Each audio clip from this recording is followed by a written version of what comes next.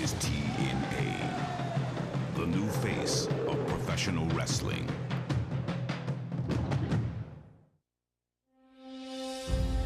Ladies and gentlemen, welcome to a very special broadcast.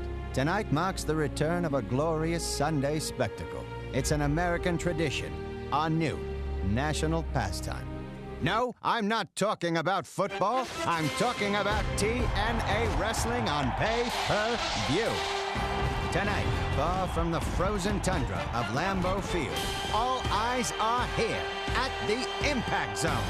Tonight, before a worldwide audience, battle-tested veterans Raven and Rhino will engage in a battle of wills and smash mouth as they wage war for the prestigious NWA World Heavyweight Championship. But looming ever so precipitously will be the specter of the despicable Jeff Jarrett, a former champion with an unsavory reputation and dubious desires. And also tonight, you will see an unmatched display of pure, unmitigated athleticism as Christopher Daniels, Samoa Joe, and the phenomenal AJ Styles mix an aerial assault with a punishing ground game in a three-way battle for the X Division Championship. Just look at the incredible skills of that man right there, and there, and yet again, there. That young man is truly phenomenal. Yes, you will see everything this great game has to offer. Tonight, you will see sacks, tackles, violent collisions, personal fouls, unnecessary roughness, illegal use of the hands, and dare I say, the pounds! Pardon me. Ladies and gentlemen, all my rowdy, rambunctious friends are here tonight. Are you ready for some wrestling?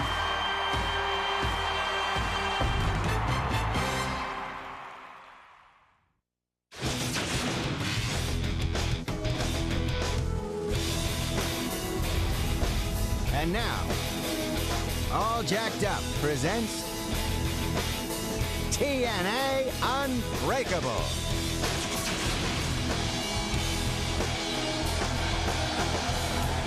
Tonight, Raven gets his wish. His NWA title defense against Rhino to be fought under Raven's rules. Plus, Samoa Joe, the phenomenal AJ Styles, and Christopher Daniels battle for the X Division Championship. It's next at Unbreakable.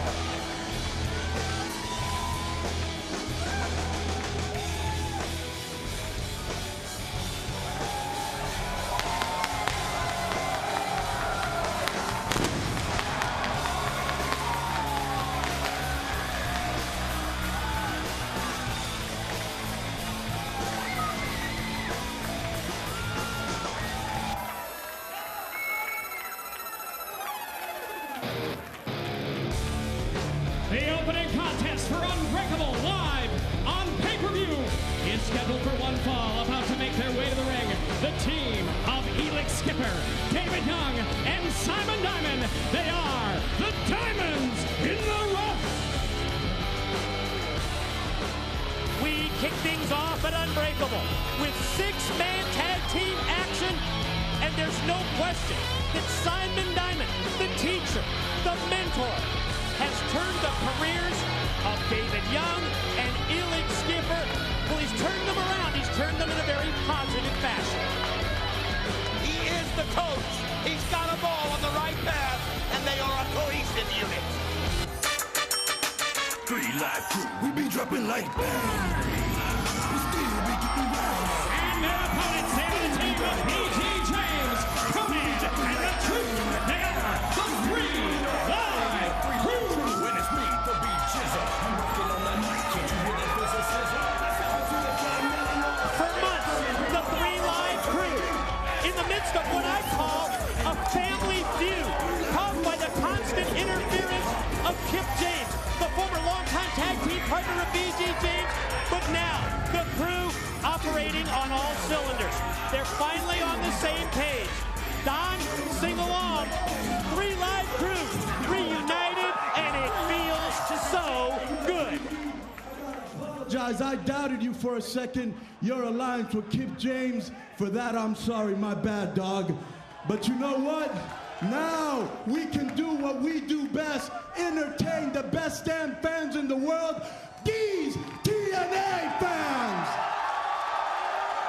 So what I really want to know is, where my dogs at? Where they at? Yo, let me speak on this. Orale! Arriba la raza!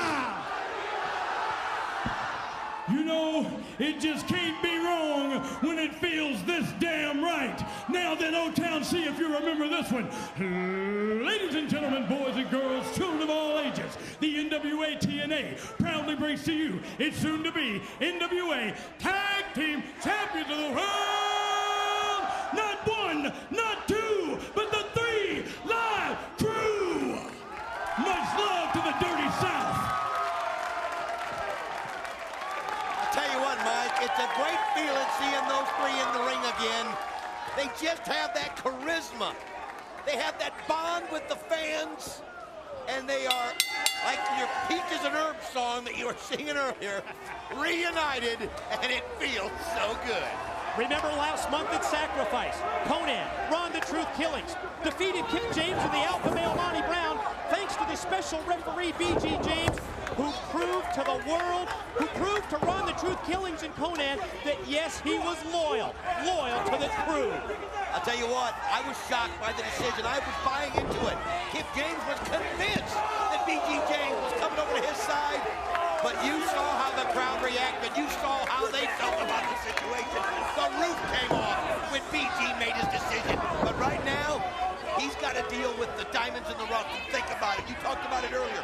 Elix Skipper, somebody, a former tag team champion, is now under the tutelage of Simon Diamond, and he has found him, and he has got him back on the right path. David Young quickly in. BG drops him with the right hand, and now comes out. Rousseau drops the knee right across the chest of Skipper. Quick pin attempt, barely a 2 count before Simon Diamond, the coach, the teacher, in to make the save. Don, there is no denying that under the guidance of Simon Diamond, that the man in the ring now, David Young and Skipper, have noticeably improved their focus as well as their one-loss record. You know, that's a great point you made about the one-loss record. I'm talking with Simon Diamond as you see the teamwork right there on David Young. And he's like, hey, do you ever hear anybody talking about David Young's losing streak anymore? No, because Simon Diamond's made him forget it. Because he's turned David Young back into the power force that he should be. Although right now, he's on the bad end of a 2-on-1. Young and Skipper scoring victories recently on Impact. Heck, they even upset America's Most Wanted last month. Of course, that was thanks to interference from Team Canada. But it's almost as if under Simon Diamond, they're taking advantage of those openings that they never took advantage of before. I'll say this, as you see Simon Diamond coming in, I think he sees the game plan kind of falling apart here early on. B.G. James gives the oh, look at that, Diamond trying to fire. We've seen that before. That slap, you know, he talks about his coaching, and part of that combination of coaching is the fiery attitude of a Bobby Knight, and that's just what we saw there as the slap was an attempt to fire up Skipper, and you know what, look at that. Well, it's a wake-up call. It was a wake-up call, and Elix Skipper heeded the call. Yeah, he had to slap some sense into him, obviously, according to Simon Diamond. Now look at this. Look at the aggressiveness of Elix Skipper. What was Simon Diamond telling us earlier? He wants to duplicate the success of Charlie Weiss, the new head football coach at Notre Dame, which of course is Simon Diamond's favorite sports team. Well, and if you and I didn't have to hear about it for about 5 hours today, but and I'll tell you something, that's gotten him motivated here for tonight, and you can see Simon Diamond right now going for the pins. As BG just gets the shoulder up, but look how quickly the momentum turned, and you know what? It happened right after the slap. Definitely firing up the troops. That's part of the package. That's part of what Simon Diamond brings to the Diamonds in the rough. I mean, it's an interesting matchup, these 3 that are now the Diamonds in the rough. You've got the brains in Simon Diamond. You've got the brute power and the spine buster of David Young, and we've seen Elix Skipper walk the cage. We know about his athleticism. If he figures out a way to channel that, they can go awful far in the tag team division. Mid-ring collision. Both B.G. James and Simon Diamond collide. I think they hit heads. Both men down. Simon Diamond gets the tag in. David Young now legal. Opposite side. Here comes K-Dog. Conan's in as well. This is the irresistible force and the immovable object right there. 2 big brutes in the ring, but Elix Skipper, oh, look at there doing the Matrix. But it looks like it cost him. He couldn't get out of it in time. He by Conan. High hip toss that time for Simon Diamond from K-Dog. BG James in the ring. Elix Skipper out of the ring, courtesy of the clothesline. Conan's got the shoe off. Oh, and you know what this means? Someone's gonna feel the brunt of it. Oh, rolls on. Oh, he didn't throw it, and that caught Simon Diamond off guard. Now he throws it right into the gut of David Young. Face jam, K-Factor, follow cover, two. Got it! The winners of the match, the 3 Live Crew. What we say? Reunited and it feels so good. That's the way you kick off a pay-per-view. They are rocking at a standing room only impact zone for the Crew, DW. I'll tell you what, it was almost too much of a battle for the Diamonds to go to keep, because when you've got a group that have been in turmoil for so long and they're back together, oh, it's almost like you can feel the karma. Nobody would beat the Crew tonight. Good effort for Simon Diamond's team. The Diamonds in the rough, but just not enough for the Crew. And hello once again, everyone from ringside. Mike TNA, joined by Don West, DW. Wild action on our pre-show tonight as we saw wrestlers hit the ring. Jeff Jarrett, Alpha Male Monty Brown. We saw Jeff Hardy all come out. They all want one thing, a shot at the NWA World's Heavyweight Champion Raven. Let's roll that tape right now. What's this? This is the Alpha Male Monty Brown. What's he doing right here? You tell. Pop into the ring right there, and he bailed, and he just turns around Clark inside out. Hardy with the lariat. Wants his shot out Here it there. comes. Oh, pounce! He pounced him all the way across the ring. The former National Football League linebacker just caught. That I officially challenge the winner of Raven and Rhino tonight for the NWA Heavyweight Championship at Bound for Glory. Alpha Male. Here he is coming out dressed up. He's not even supposed to be here. Plain and simple, I think Monty did beat him to the punch. Let's hear from Jerry. Monty, I hope I didn't hear what I think I heard. You heard what you think you heard. You heard exactly what I said. Monty, you saw me in the back getting dressed. And? You knew I was coming out here. What, Monty, what are you even doing in my ring? Firstly, Jeff, this is my Serengeti. What am I doing out here? Anything the alpha male feels like. You think we have a problem? Oh, Kip James has hit the ring. The Alpha Male Monty Brown's tag team We partner. have a problem.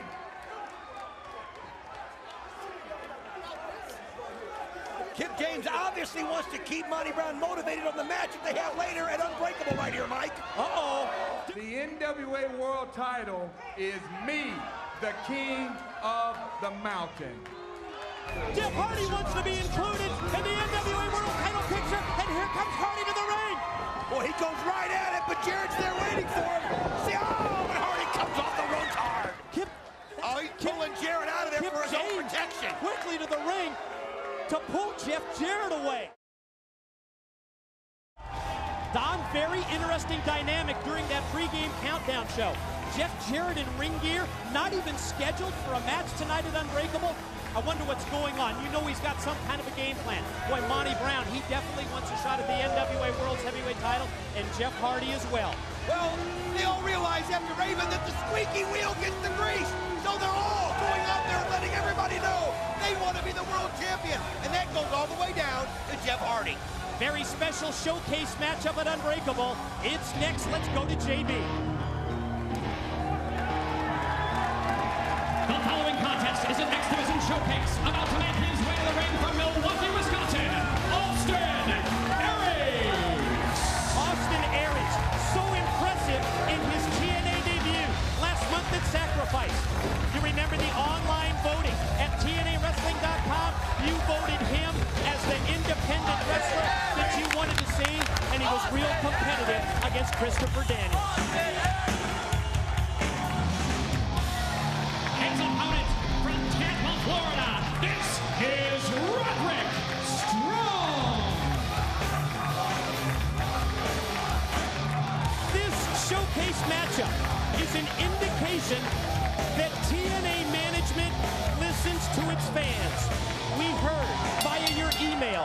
much you liked watching Austin Aries last month. We heard you wanted to see more of the top independent wrestlers from around the world, from around the United States in general, and Roderick Strong in particular. And yes, TNA has delivered this one-on-one matchup. I want you to think about this situation we've got in the ring right here. These two guys are stablemates in Ring of Honor. Here in the ring, they're competitors. They have faced each other twice before. Austin Aries has come out victorious. So this is a situation where both guys with Slamming Saturday nights looming in the future are trying to impress TNA management. And like you said, the fans have asked for it, so we're giving it to you. Roderick Strong, the young man from Tampa, Florida, only been wrestling for a little over 3 years against the 5-year pro from Milwaukee, Wisconsin, Austin Aries, who grabs the side headlock. Back to the basics here for Aries, but quickly stuffed off into the side head scissors by Roderick Strong. I'll tell you what, Roderick Strong, of course, some people call him the Messiah of the backbreaker. It's something that he likes to use. Oh, what a kick right there by Austin Aries. Headstand immediately into the dropkick and right back to the side headlock.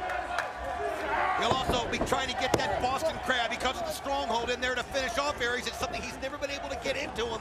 I talked to him about it before the match. He said he's looking for a chance to finish him off and be victorious for the first time against Austin Aries right here in front of the TNA crowd. As we saw last month in Sacrifice, Austin Aries is a southpaw. He's a left-hander. His forearms, his fists, his kicks, they come at you from very unfamiliar angles and directions. Quick attempt there at the Boston Crab that time, but the leg strength of Austin Aries is able to break the hold. I think Roderick Strong maybe went to the move too early, didn't have him sufficiently weakened. I'll tell you what, it's nice to see Roderick Strong back in that ring. We've gotten to see him a few times back in the Explosion days and in Impact also. But this is the big show right here at Unbreakable. This is the chance where thousands and thousands of people are watching you right now, and you can see Aries, though, seems to have the momentum. But look at the strength of Roderick Strong as he counters. Aries tried to monkey flip him out of the corner. Strong able to put on the brakes that time, and now Aries charges at him and caught in midair by Strong. Oh, there is the backbreaker. And look at this as he what a brutal toss into the turnbuckle right there. Roderick Strong showing his strength. Goes for the pin, gets two. Wow, trying to put him away here in the early going. A near fall for Roderick Strong. I'll tell you what I love, and this is what TNA does. They go out and get the best independent wrestlers in the world. You saw how the crowd reacted when both these guys came out. This is what they want to see. TNA brings it to them. Another near fall for Roderick Strong. Austin Aries, who was so competitive against the X Division champion, the Fallen Angel Christopher Daniels, even in defeat last month, on the receiving end of the offensive attack here from Strong. Going to take a look again. Backbreaker across the knee. I'll tell you what, he's so good with that backbreaker, and he hit it so clean. You know, you brought up the fact that, yes, Austin Aries had an incredible debut last month at Sacrifices. He goes for the pin, but still, he came on the losing end. He was telling me the worst thing he thinks that could happen is to lose tonight to Roderick Strong. And the first impression that are 2 losses. He'll do everything he can to keep that from happening. How about the impact of that whip into the corner? Roderick Strong sending Austin Aries back first. And now check out this submission move. Oh, look at that. Look at the torque from the back of the head. But look at Aries as he's using his strength. Oh, he almost got a pin out of that. Good counter, but again, Strong's got him. Rolling cradle pin attempt, had his shoulders down. Only a 2 count, but then gets right back up to his feet and caught him with a vicious knee to the side of the head. You know, Roderick Strong has just really been impressive out here. As once he got the momentum, and you can see now the knee in the back as he pulls back on the chin. Well, it's just like you talked about in your scouting report. Going to work on the back of Austin Aries. He's going to work on his head and neck to try and beat him with a move like a Boston Crab or a backbreaker. Aries back up to his feet. Remember Aries last month against Daniels. We saw him use the brainbuster.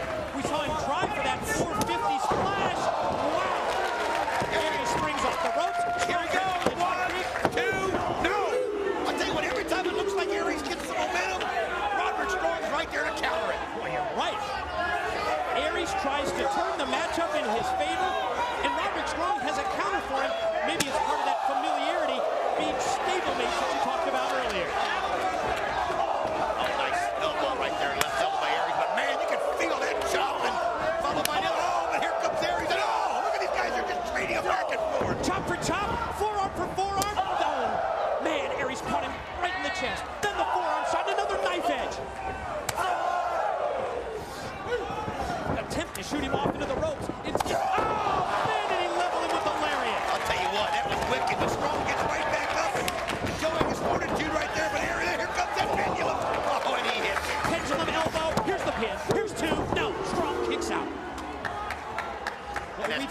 an attack from Austin Aries from the southpaw side.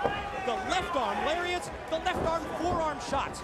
Roderick Strong able to fight him off. Attempted a full Nelson, barely got the half Nelson instead.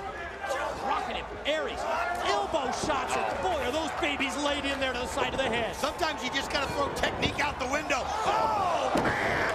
As he goes for that macho neck snap, and he hits it, and you can see Roderick Strong on the mat. Here he goes! Slingshot in, right into the pin, twisting pin attempt for a 2 count. Yes, they may be stablemates in Ring of Honor, but they realize what's at stake here. Don, you said it best. Saturday, October 1st, slamming Saturday night. Everybody wants to be a part of TNA, and no, certainly more than these two individuals fighting for a spot in total nonstop action wrestling. Wow, again, Austin Aries had momentum. Strong counter, then he gets his shoulder up, but he just will go for that backbreaker any chance he can. And so many different versions of the backbreaker as well. Out of the fireman's carry, oh man, takes him up into the air, counting with both knees in the midsection, rocking with a kick to the side of the head. Here it is, 1, 2, down! Aries kicked down! No, just 2. He kicked down, and that one's close. Oh, I'm like, no, I just don't know about that. How much closer can you get? Oh, the crowd. Look at Yes, ladies and gentlemen, you asked to see these wrestlers. And yes, TNA delivers them to you in this showcase matchup. Aries, boy, is he right now in a dazed and confused situation. Oh, but look at this. He might have been playing pops out. Oh, he was. Good call there, Mike. He set him up the whole time. But again, Roderick Strong finds a way to get it back going his direction. Sure does. Roderick Strong turns it around. Gonna try for the Boston Crab here. Gonna try and turn him over. But notice that Aries is hooking his leg. Aries will not allow him. Oh! Aries stopped the Boston Crab. Didn't stop the catapult into the turnbuckles. Went for the half Nelson suplex. Instead, quick reversal by Aries. Oh, nice kick right there as he sends him. He just didn't shoot him back with much momentum, but now he's got it. And he brings it back down. Brain buster. We talked about it earlier. He caught him with the brain buster. Is he gonna go for the 450? Going up top. Can he hit it? High risk on the way. Aries. Oh, yes. He catches it. 1, 2. He's got it. Your winner of the match, Austin Aries.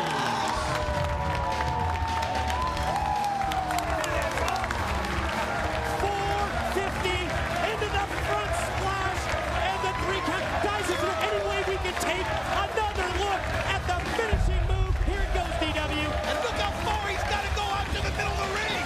I mean, let me show you that athleticism right there. And Roderick Strong, who really probably dominated most of that match, had nothing for that. Great showing by both men. Let's send it to Shane Douglas, standing by with Kip James and the Alpha Male Monty Brown. Alpha male Marty Brown, you made it perfectly crystal clear earlier tonight that you ain't the kind of man to sit around and wait for an NWA World's Heavyweight title shot to be given to you. But I would suggest that tonight, you and Kip James have some unresolved issues to take care of with Apollo and Lance Hoyt. You're right, Shane. Tonight, Would you like to tell me what that was just all about? I'll tell you exactly what that was all about. It was about getting the job done, which you haven't been doing. And don't you ever... Are you kidding me? Me get the job done? I don't know what your problem is with Jeff Jarrett, but you need to probably apologize for it. apologize to Jarrett? Yeah. The alpha male, in case you didn't know, Kip, apologizes to no man. I owe no one any apologies because I'm doing things around here the way I want to. Listen, Monty, I don't know if you know this or not, but I am one of the most decorated wrestling stars that this business has ever seen. Now, we have a match tonight with Lance Hoyt and Apollo. Would you like to get your head into that, maybe? My head is in this game. It's always been in the game. You need to get yourself together. This thing's about competition. Let's go compete. Let's go hunt like we said we would. Lance Hoyt, Apollo, tonight, you both will feel the power. Period. Get your head right. They are bold dreamers, daring warriors of a brave new world, and they are bound for glory. This is the night of their becoming, the crucible of their yearning, a time for greatness. This is the grandest event in TNA history. This is the night of their lives. TNA Wrestling presents Bound for Glory. See the first 30 minutes free on pay-per-view.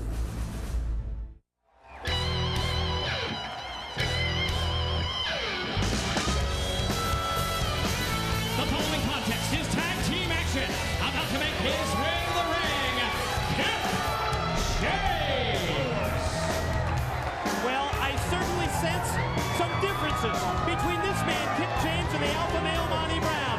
You know, I thought that Monty may have deferred to his more experienced tag team partner last month in Sacrifice. He bought into BG James as the special referee, but when that didn't work out, Monty says, we're going to do things his way. Well, it's obvious that Monty Brown has the direction he wants to go. Kip James is worried his head's not in this game tonight. His tag team partner from the Serengeti. This is the alpha male, Monty Brown. Yes, Monty Brown, now taking matters into his own hands. We saw how outspoken he was on the pre-show about getting a shot at the NWA World's Heavyweight Champion.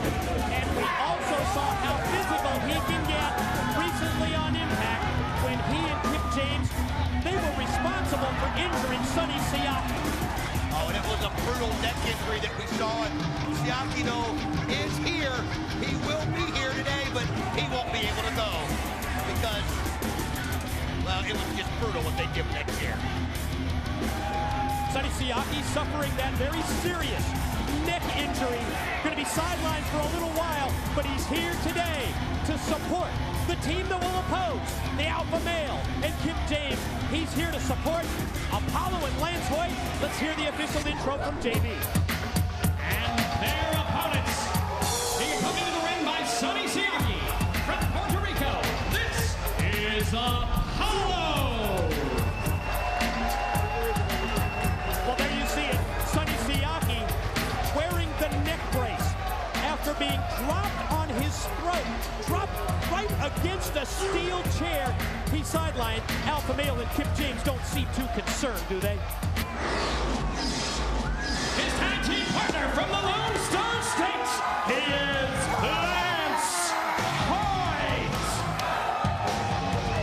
You gotta love the way that Big Lance from Big D from Dallas, Texas, picked up the battle for Apollo after his partner Sonny Siaki was injured. Well, I'll tell you something. Lance Hoyt is very wise. As we saw last month when he went after a Miz, he's making sure that he's being noticed. He's being seen. I mean, he's not ducking anybody. Last month the Miz, this month the alpha male, and Kip James.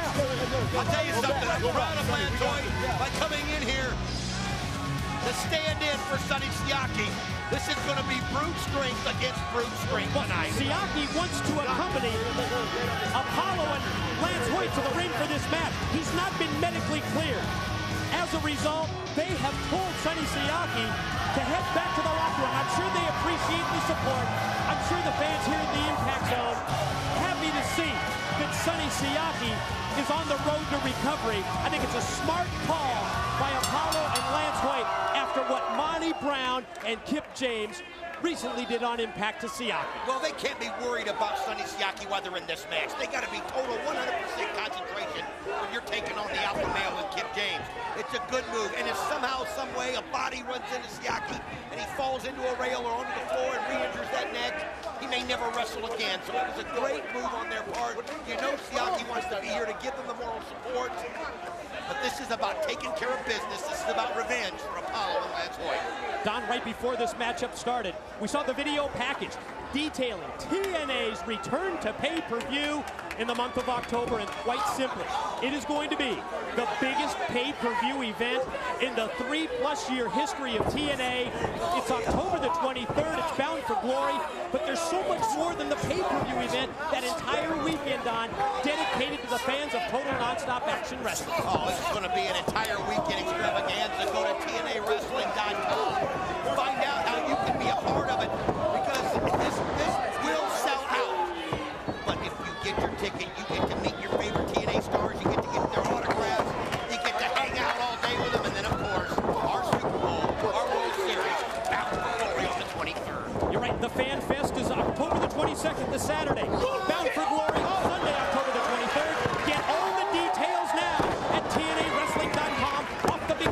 slam. Wow, Lance Hoyt goes for the cover. Kip James able to kick out before there was even a 1 count from referee Andrew Thomas. I'll tell you what, Lance Hoyt may have lost to the Monster Abyss last month, but it gave him the confidence that he needed. And you saw that right there by the way he hit Kip James. Not afraid, not intimidated. All the history that Kip James has means nothing to Lance Hoyt, but I'll tell you something, he can't get too cocky out there because they'll make him pay in a second. And I don't think your level of confidence is hurt any by the response that Lance Hoyt gets from the crowd here at the Impact Zone. You've mentioned it before. It's almost as if they've adopted him as one of their own. You know what? They saw him become a star right here in this building. He is their star. He's the guy that they saw come from the bottom all the way to the top. And that's why they get behind him as they've seen him develop and develop week after week and month after month. Now, did you see what happened here? The alpha male Monty Brown, he wants into this match. I'm not sure that Kip James, his tag team partner, agreed with him. Lance Hoyt going to take advantage of that miscommunication and does drop them both with the clothesline. Well, I'll tell you what, that's the experience that Lance Hoyt has developed here. He saw the mix-up between the two. He took advantage of it. And now look at this, he's going for the pin on the alpha male. Side slam and then the pin attempt by 6'9", 275-pound Lance Hoyt, but not able to put away the alpha male. Now Apollo in against Monty Brown. I'll tell you what, I think it was good for Apollo to sit down, cool off. He really wants to take it out of these guys, but what they did is funny. Although right now it looks like Monty Brown's got the advantage on him. He didn't want to go out there too half-cocked and maybe make a mistake. Let's see, that's what I'm talking about right there. Oh, man, was that vicious! Listen to the sound of that, Mike! The superstar from Puerto Rico reels off those knife-edge shots. Quickly reversed, but then Apollo gets the boot up, charges out of the corner, went for the clothesline. Monty able to duck the first one, but boy, he didn't avoid contact with the second. Apollo for the pin and another near fall. I'll tell you what, so far what I'm looking at is synchronicity. And Apollo and Lance Hoyt have it, and the alpha male Monty Brown and Kip James don't. Well, you're right. This team, and you would be surprised that this newly formed team would be communicating so well, that they would be on the same page like they are. That's exactly what we're seeing here in the early going of this tag team matchup. You know, I'm starting to wonder if maybe Kip James is right. Maybe Monty Brown's head is on the world title and what's on what's at stake here. Remember what he said, you've got to stay focused. Stay focused on the task at hand, and that's a tag match. There was a blind tag earlier that brought in Monty Brown, and that time when he was shot into the ropes, Kip James did the same thing. He tagged into this matchup. I'm not going to say without the approval of his partner, but Monty Brown certainly didn't extend his hand for the tag. Well, if anybody knows what to do, it's Kip James. He's got so much experience in tag team action. Oh, you're not kidding. And I think he just took matters into his own hands, and he needed to get the momentum turned right there, and that's a good way to start, right what you just saw. Drops him down. Hangman's noose neck breaker. You heard it in the interview. Kip James, he's not afraid to point out one of the most decorated wrestlers of all time. When you talk about tag team specialists, as many championship tag team belts as Kip James has held through the years, he certainly deserves that title. Now it looks like the first smooth tag that these two had. I see that. And it's not going to bode well for Lance Hoyt, because the last thing you want is a fresh Monty Brown. Face first goes Hoyt into the turnbuckle. Monty Brown going to try and overpower Big Lance. Shoots him off into the corner and follows up with the big power move right to the back. Oh, it looks like he just brought the hand right around the front, catching the ribs, catching the stomach, knocking the air right out of Lance Hoyt. Fist shot by Monty Brown. And the former National Football League linebacker for the New England Patriots and the Buffalo Bills continues the offensive assault. You know, when some people can anchor, they can't focus, and there are other athletes that channel that anchor into what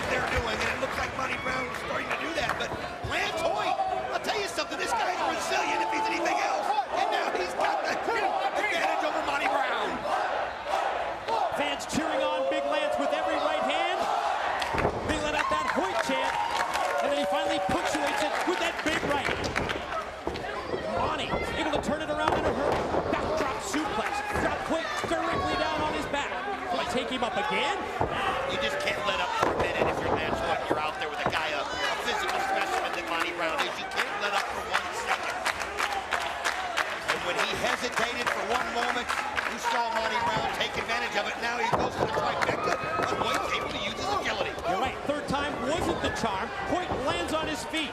Monty Brown going to take him up again, and oh man, just powered him down. That just shows you that Monty Brown is more than just a pound. He's more than just the alpha dog. This guy can beat you in so many ways. He can use that strength 100 different ways to beat you. Pin attempt. Lance Hoyt able to roll the shoulder at 2. Monty Brown made it so crystal clear earlier, almost as if he got the jump on Jeff Jarrett. We've seen Jarrett hit the ring on pre-shows, during pay-per-views, during impacts for several months, demanding a shot at the NWA World's Heavyweight Champion. But Monty Brown this time, he was there first. It certainly upset Jarrett, but I'm not sure what Jarrett has in mind. I'm just not too comfortable with the fact that Jeff Jarrett not scheduled to wrestle tonight at Unbreakable, but yet he's in ring gear. I'll tell you what, though, you made a good point. Monty Brown saw that he was in ring gear, so Monty Brown knew that Jarrett was up to something, and he beat him to the punch in the pre-show, and he went out there, stole Jeff Jarrett's thunder. It's almost like watching him take the wind out of his sails. Both Kip James and Lance Hoyt go for the clothesline, and both men make contact. Both men go down. Referee Thomas puts in the count.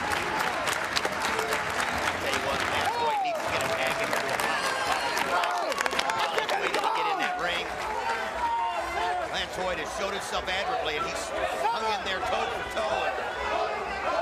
And we've seen that burst of offense from Apollo earlier, and now he gets the tag. So does Monty Brown, and Apollo drops first Monty Brown with a pair of clotheslines, then one for Kip James. But in this 2-on-1 situation, quickly turned and reversed, dropped him, caught him with the DDT.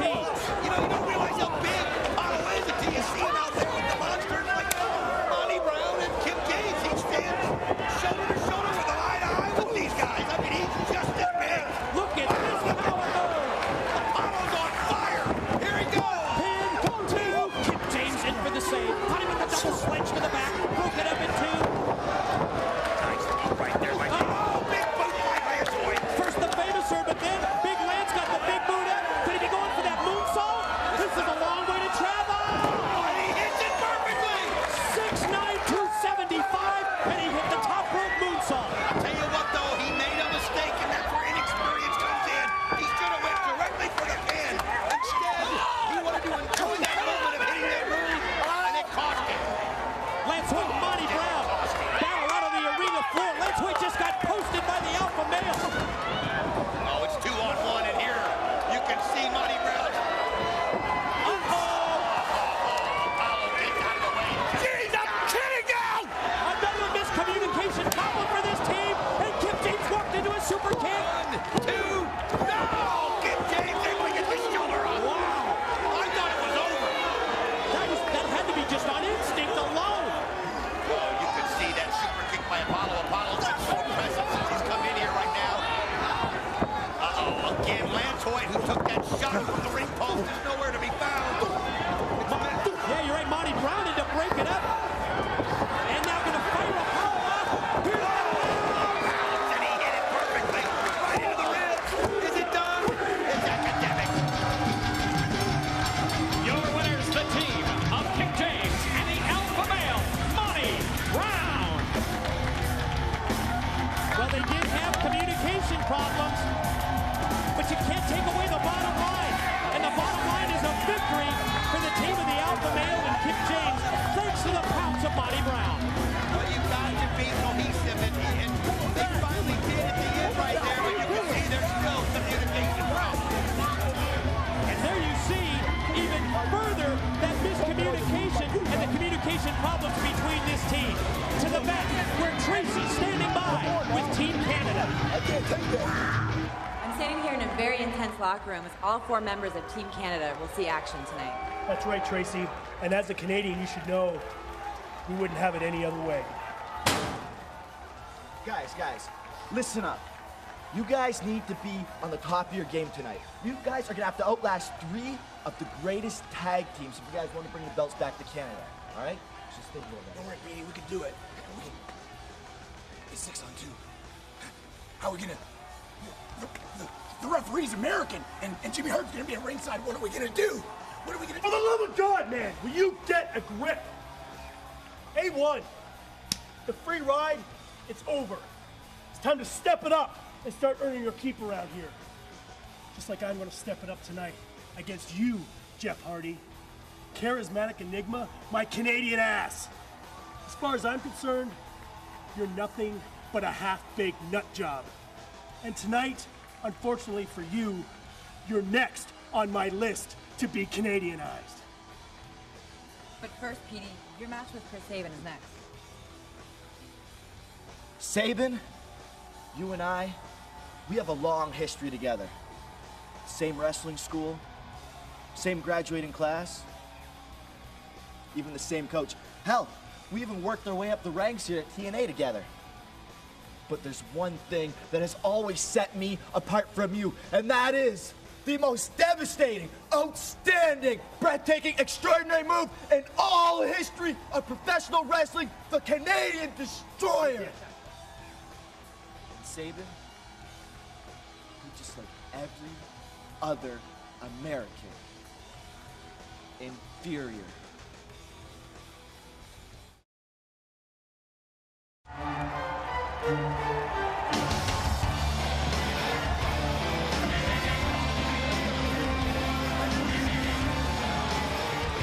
The following contest is scheduled for one fall, about to make his way to the ring. Proudly representing his home country of Canada, he is the Canadian Destroyer, Petey Williams. He is the Team Canada captain, and as you heard from Petey Williams in that interview in the locker room area, he and his opponent Chris Sabin have a long history that even dates to before they debuted with TNA. Both trained for the ring by the Team Canada coach Scott DeMore. Both in the same graduating class, both so familiar with each other.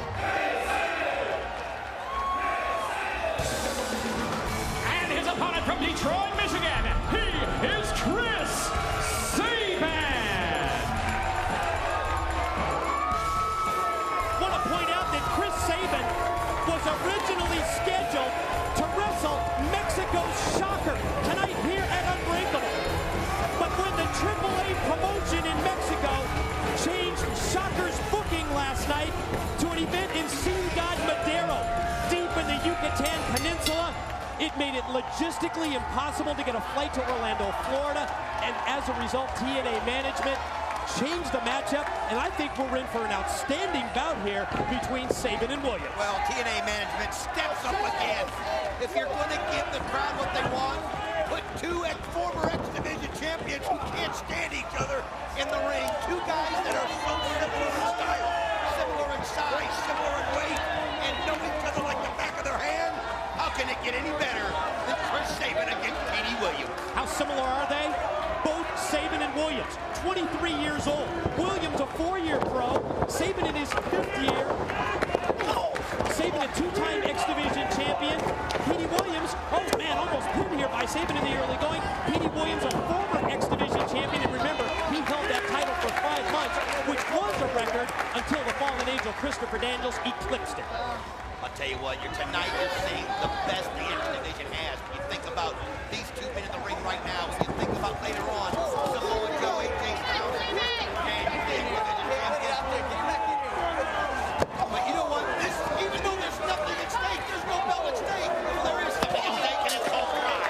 And you saw right there, nice one about it right there. Well, you're right, Don. It's pride, and it's also an opportunity to open the eyes of TNA management, because a victory in this matchup, in my mind, is going to do an awful lot to advance the TNA career of the winner. Probably and possibly put them into a shot at the X-Division champion, whoever it is, after the night at Unbreakable. There's the back elbow by Sabin that connected. That's a great point, Mike, because after tonight, there's going to be a new X-Division champion. The jockey is going to start. As you see Sabin doing everything he can. Oh, he gets out of the way just in time. And these guys all want to be a part of that title picture again. And this is a way to show them that everybody they deserve it. Is it really we need to be shown? Petey Williams out in the arena. Oh, Sabin charged off the ring apron. We talked earlier about how familiar they are. Petey Williams moved out of the way, and Sabin went directly into the steel. I'll tell you what, how do you prepare for somebody that you know like that? I guess what you've got to do, Mike, is try to come up with something different that you can spring on prepared for. Don, you and I both talked to these wrestlers before Unbreakable tonight. Sabin told us no one knows Petey Williams like he does. Petey claims he has the best strategy to counteract Sabin. Sabin told us he's not going to fall into the trap of getting nailed with the Canadian Destroyer. That sick flip pile driver from the Team Canada captain. Petey Williams insists he's not going to be beat with the cradle shock, the finishing move of Sabin. I'll tell you what, we have seen Chris Sabin get beat by that Canadian Destroyer in the past, and it's something that once he gets a hold of it, there's nothing you can do, because once he hits it, it's all over. So yeah, you can say it's not going to happen, but you've got to make it not happen. And look at right there as he applies the pressure in the place you know it hurts the most. Yeah, and he's singing "Oh Canada" at the same time. Yes, Petey Williams has turned this matchup in his favor. Gonna go for a pin attempt, and Sabin still has power left in his legs, and he used that leg strength to kick out of the pin.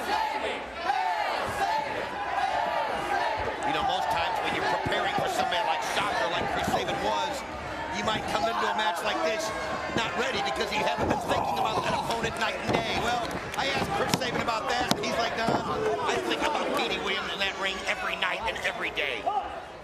Williams with the backbreaker. Sabin able to power out before the 3 count. Sabin slowly back up to the vertical base. Gonna try and fight his way back with the right hands. Series of shots to the midsection. I think Petey Williams was momentarily distracted by the crowd. Something happened. There was some kind of a chant in the crowd here at the Impact Zone. He turned to the fans, and now he's paying the price. Well, he should know better than that. Nice kick right there. How Sabin, how quick he got that as soon as Petey Williams' feet hit the mat. He used him, and oh, what a counter by Petey Williams. DDT. Here's 1, 2. Oh, he gets the shoulder up. Wow. Spiked him with the DDT, and I thought he was going to put him away, but still life left in Sabin. Check out this necktie move by the Team Canada captain. Using his own arms and forearms against him as he pulls it tight across the neck, and it cuts off the airflow. I'll tell you what, though, watch how these guys will work. They might even actually take a move to get a move. You know what I mean? They'll let the other person think they've got him, and they're actually setting him up for something they want to do. There'll be a lot of great strategy in this match. Sabin fights his way back up to his feet. You're right, series of shots with the elbow right into the midsection, but then the short arm clothesline by Williams.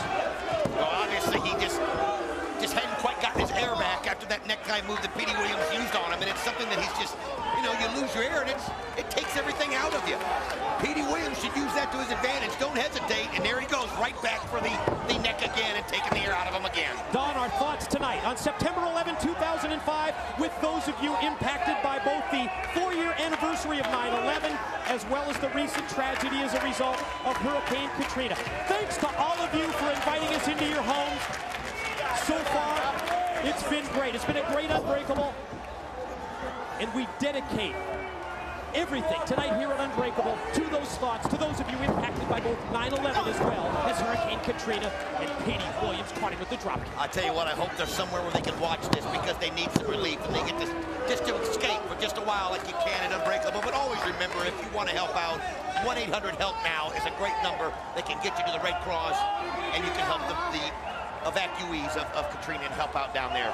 But back to the action right here as you see Petey Williams going right for the hair of Chris Sabin. And did you notice that he's trying to play some mind games with Sabin as well? He got right in his face and he was bad-mouthing him. Now in the corner, caught him with a forearm shot. Gonna try and shoot him across, and Sabin, oh man, goes back first right into the turnbuckle. Is there anything that he can say to Sabin that Sabin hasn't heard him say to him before? Oh, nice kick. Oh, great kick to the back right there by Chris Sabin. Remember that match he had a couple pay-per-views ago against Samoa Joe, and it looked like Samoa Joe was dominating Chris Sabin from start to finish. And then we saw fire come out of Chris Sabin, and we saw a reaction from him that we hadn't seen since he was X Division champion. I'm looking to see a little bit of that tonight, but somehow, some way, Petey Williams has not let him get that momentum. Williams really showing his agility, landing on the middle rope, but then Sabin, so well prepared, caught him with the drop kick directly into the back. Ducks the clothesline. Look at those forearm shots. That's one after the other, just rifling them off. The fire right there, that's what I'm talking about. He just needed the break. You can see him still holding his midsection. Oh, they're just going to trade him right here. Listen to these chops echoing throughout the impact zone every time the hand makes contact with the chest. Oh, nice spin kick. And then another one to the back.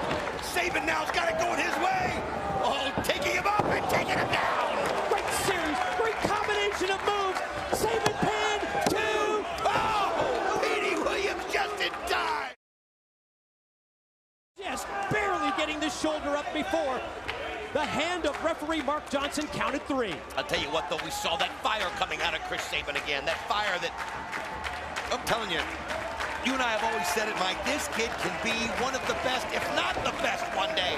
He's got that much potential, and so could Petey Williams. I'm not taking away anything from him either. Both these guys have that kind of potential. Boy, it looked like he was going to go for the cradle shot. That time it looked like he was going for the Canadian Destroyer, Petey Williams, but it was reversed. Quick roll up by Williams. Sabin shoulders down.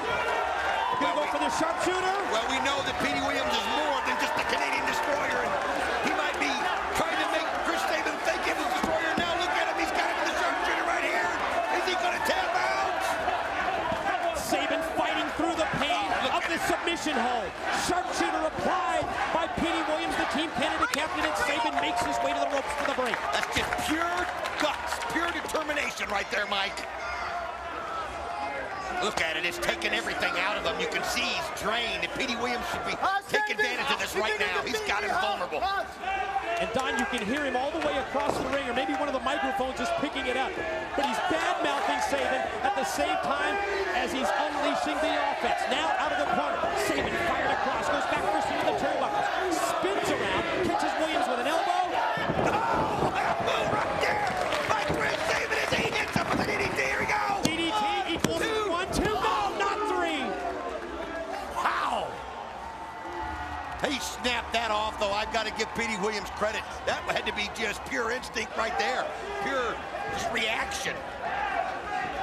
Intense matchup between these two individuals who know each other so well. Oh, man. What a great move with the side Russian leg sweep that time by Williams. The back of Sabin's head making contact with the canvas. You know, I said it earlier, when you see Petey Williams, you think about him getting that Canadian Destroyer at any time, but he's so much more than that. He can do so many things.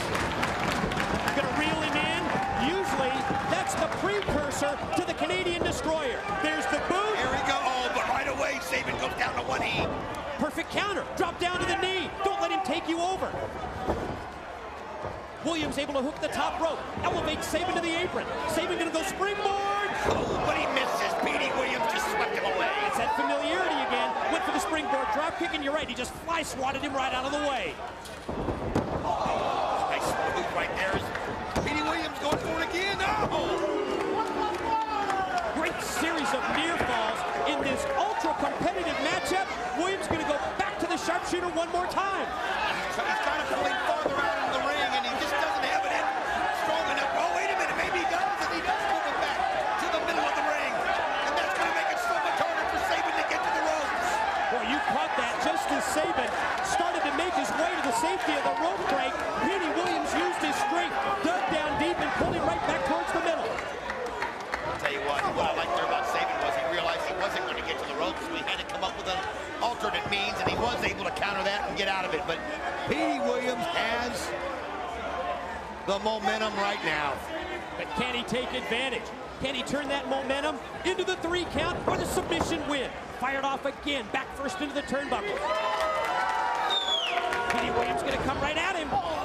And again, Sabin's prepared. Again, Sabin moves out of the way. And you have to time that perfectly if you're going to make it work, and he did. I mean, you've got to leave yourself there right for the last second. Look at the horse! Wow, right into the turnbuckles, man! He ran full steam! Thought he was going to take him up into the edge. Had him up on his shoulders, and you're right, Don. Full steam, full speed ahead. Back first, head first, directly into the corner. Sabin just challenges him to get to his feet. Cradle shot! Can he do it? Did you see Williams trying to fight it off? I'll tell you what, he just goes right back to the turnbuckle. Anything he can to disorient him, and he does it again. That's one way to try and stop Williams from breaking the cradle shot. Oh no! He's going to try and rake the eye. Oh, he does, and you can see him. Just a desperation move on Petey Williams' part. A lot of people think that's dirty. Sometimes it's just survival. They just raked the eyes, almost like he fish hooked him that time with the eyes, and you can see that Sabin's been blinded. Oh no! He's got the referee Mark Johnson up in the cradle shot, and I think he just figured. I think he felt the shirt of Mark Johnson, and he realized he had the referee. He might have felt that top of the Johnson's head. Canadian Destroyer's block. Here he goes. He hits it with the cradle shot. Now the pin. 1, 2. He got it.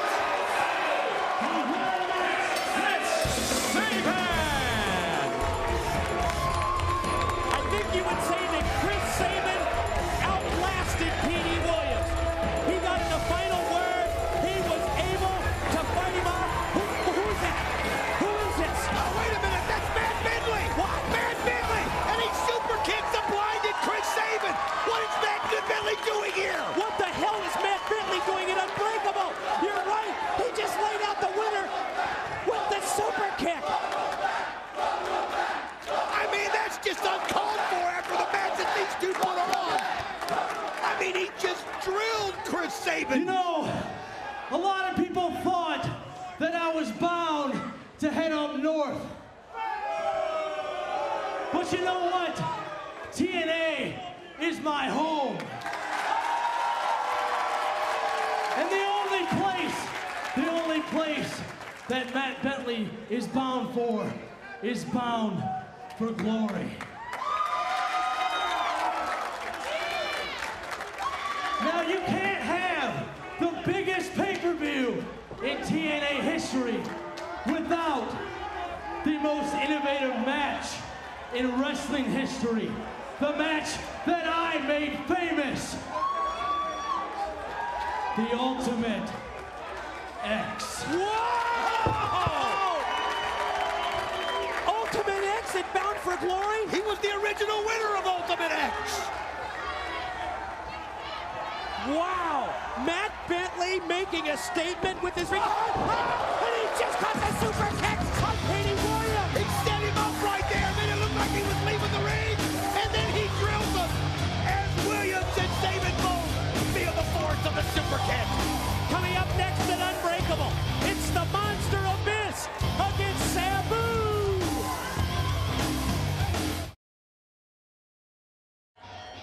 Apparently every single member of the TNA Championship Committee is deaf, because they obviously didn't hear me when I made it clear that Abyss would not wait around for a world title shot. Not only is Abyss a monster, he's a weapon of mass destruction. Either Abyss gets his title shot, or he's going to cripple everyone in his path. Oh, and Larry Zbyszko, I would strongly suggest that you put down your golf clubs and make this thing happen. Wait a minute! What in the world? That's Abyss doing out there! The Monster Abyss! He said that he will turn this monster loose on TNA until he gets a title shot, and now they both double team. What's going on? Oh no, you know what happens? You know what this means?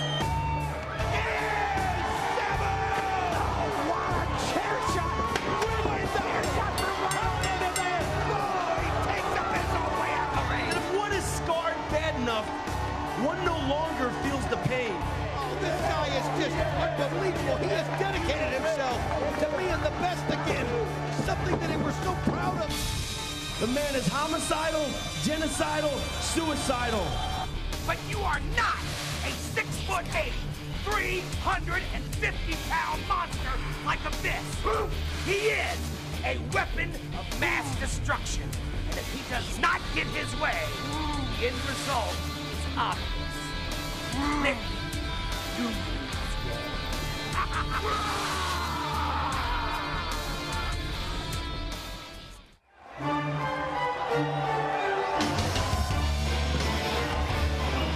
Scheduled for one fall.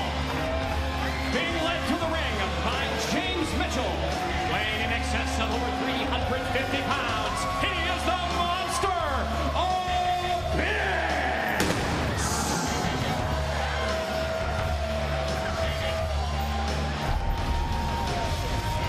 6 feet 8 inches tall, 350 pounds of uncontrollable fury.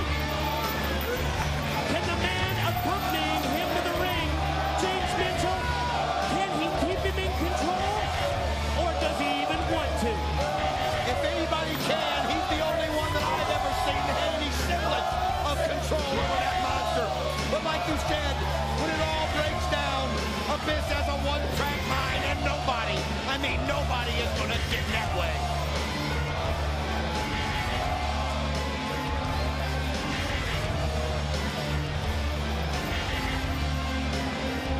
Let's hear from James Mitchell. Sabu, you, sir, are on the fast track to extinction. Abyss had no problem with you until you decided to stick your nose in his business and interfere when he was in the midst of decimating Raven.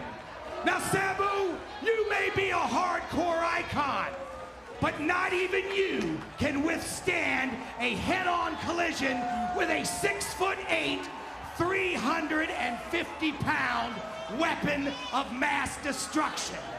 So since you're so hardcore and I'm feeling charitable, let's do things your way. Let's throw the rule book out of the window and make this a no disqualification match. But just rest assured, Sabu, that when you stick your head through these ropes tonight, you will be signing your own death warrant.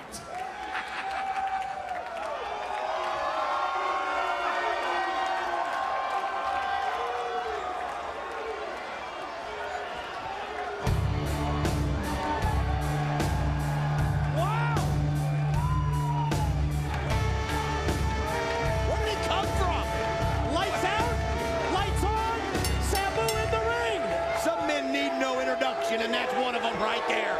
Where did he come from? Sabu in the ring for the no disqualification matchup against the Monster Abyss. And look at Sabu going to try and take him down with right hands. I'm not sure that's a wise move. No, it wasn't. And you can see Abyss just fed off of it right there. When he went for the third one, he was ready and he caught it in midair. That just shows you how agile Abyss can be. Think about how difficult that is to catch a punch in midair, and he did it. When you match up two of the most unpredictable, most out-of-control wrestlers in the history of this business, when you factor in James Mitchell at ringside in the corner of Abyss, you know this is going to be a match where the referee's role has to be merely to count three and raise the winner, maybe even raise the survivor's hand. They're going to turn him loose here. It's no disqualification. I mean, we've seen Abyss in some of the most brutal matches in TNA history, but look at Sabu. This guy's got more scars on his body than anybody I've ever seen. He's been through the wars. I mean, think about what a man's gone through to get those scars. Yeah, think of how intimidating that would be to the normal wrestler. But you're not talking normal when you're talking 6'8", 350 pounds of a monster named Abyss. Well, there's nothing normal about either one of these two guys. They're made of things that normal men will never, ever feel in their lifetime. The ability to ignore pain. The ability to come back when it's all been against you. The ability to go through tables and chairs and you name it. And to come back and live to fight another day. Sabu able to get the boots up, catching the on-charging Abyss. This is the problem when you have a 125-pound weight advantage as Abyss just took him overhead with the suplex. Think about everything that Sabu has gone through here in recent times and the dedication that he's given himself to getting back in shape. I mean, he's as in good a shape as I've ever seen him. Well, you're right. It really is an incredible success story. Sabu handed in the steel chair, I think, from the crowd here at the Impact Zone. But Abyss cut him off. And Abyss stomped on that chair and it caught Sabu's fingers. Oh, but look at that. And Sabu just took him out of the feet. Well, that's what you do when you have someone who's, what would you say, down in the neighborhood of maybe 8, 10 inches taller? Oh, man, absolutely. And getting ready to bring the chair on him, and Sabu found a way to counter it. And that's what you do when you're at that weight disadvantage. Wow, dropped the leg with the steel chair and then just bowled him over into a pin attempt. Now going to set up the chair. Watch Sabu spring. Oh, he goes right at him. And they both go flying over the top rope right there. Impact to the clothesline from Sabu. Takes Abyss directly down the floor. Look at Mitchell getting right in the monster's face. Right there, look at this, Sabu. Going right for the table. I mean, James Mitchell made it a no disqualification match. So Sabu's going to use whatever he's got at his disposal. Sabu going to position the table at ringside. Got one leg stacked up. Oh, he's got something in store here for Abyss, that's for sure. Reels off a series of right hands, but Abyss caught him with the knee. Look out, Sabu into the steam. The problem was that the table buckled on him, and it took Sabu a little bit longer to set it up the way he wanted to. And that gave Abyss time to recover, and now Abyss going for a table of his own. You're right, Abyss underneath the ring, and we've talked about this before. He gets so focused with that tunnel vision, something like taking the table from underneath the ring, that enabled Sabu to come from behind, but I think Mitchell motioned or called out to Abyss that Sabu was headed towards him. I think you're absolutely right. You see, Abyss just right now just wants to get focused on his job as he sends Sabu back to the ring. But here goes Sabu, and wow!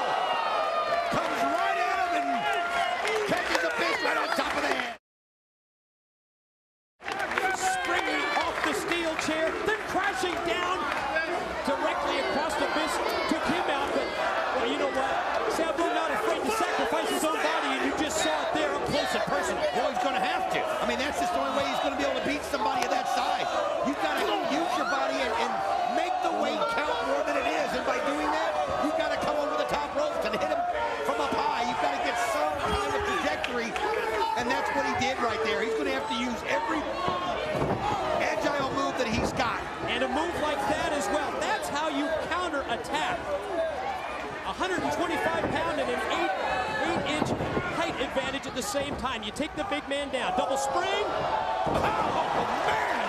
Sabu's on fire right now! DDT. Dropped him straight down. But you can see Sabu holding onto his chest as well. Well, every time you do something like that, it also has a price that you're going to pay. And we know he's already gone over the ropes into the concrete a couple of times. He's got to be hurting from that also. Pin attempt off the DDT, but Abyss still life left, able to lift him up into the air. And check this out. Sabu rocks him with those rights. Talk about a precarious position for Abyss. Oh, he's right there dangling on the ropes. And I'll tell you something, there was no open hands right there either by Sabu. Hey, it's no disqualification for the closed fist. All right, roll! Oh, man! That had to hurt! He just slung him over! And he caught it and he didn't know! My gosh, you gotta show that again! Have to watch this! Sabu charges and hits the chair out of the way! Oh my God! And then in one fluid motion, he takes him overhead and wow, you see the results and you see the impact. Look at that table! Well, you want to know how he got Look at Sabu! A guy gets 1,000 scars on his back. He just got 2 or 3 more right there. What an opportunity this is for the Monster Abyss. Oh, he's got all the momentum right now. Sabu is out of breath. Fans motioning, it's time to finish him off. 2. Oh! Not that easy, not that simple. Oh, that table was just demolished in front of us. I mean, you see wires and legs and everything sticking to it. I wonder how much damage was done to his body on that. Uh-oh. Now the opposite side of the ring, the Monster Abyss going underneath to get yet another table. Well, he's going for the kill right here. He realizes he's got Sabu reeling. Oh, Sabu though comes right at him with a right and the knee by Abyss. Mitchell directing traffic at ringside, while Abyss going to position the table in the ring. Look out, Sabu with the steel chair shot.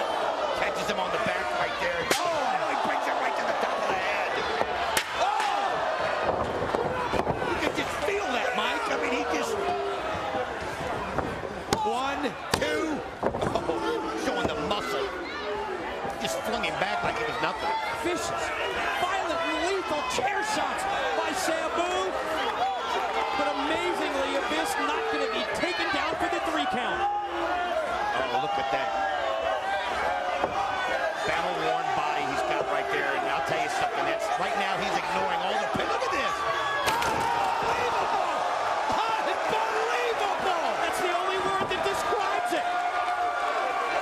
He positioned the steel chair underneath the leg, put him with a leg drop, and sandwiched him through the table. My God, that's high impact. I don't think I've ever seen Abyss walking around like a fish, and he just did. But oh, and Clark Sabu, look at that.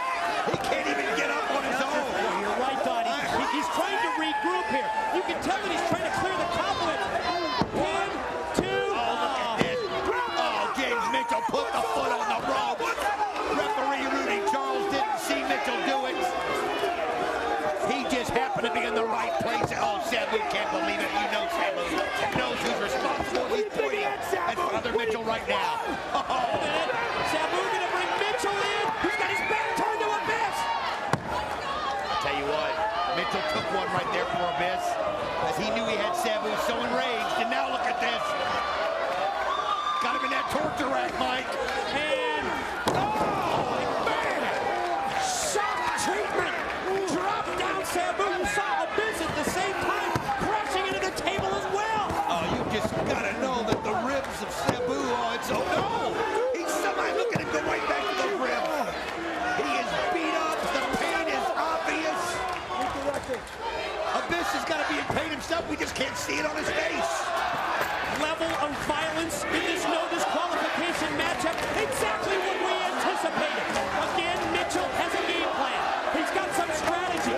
Abyss drops out to the floor. Mitchell laying down the law. What's he saying? He's pointing down. He's gonna get the top. He's gonna get he is. And listen to the crowd. They know what's in there. Thousands and thousands of little needles. Thousands and thousands of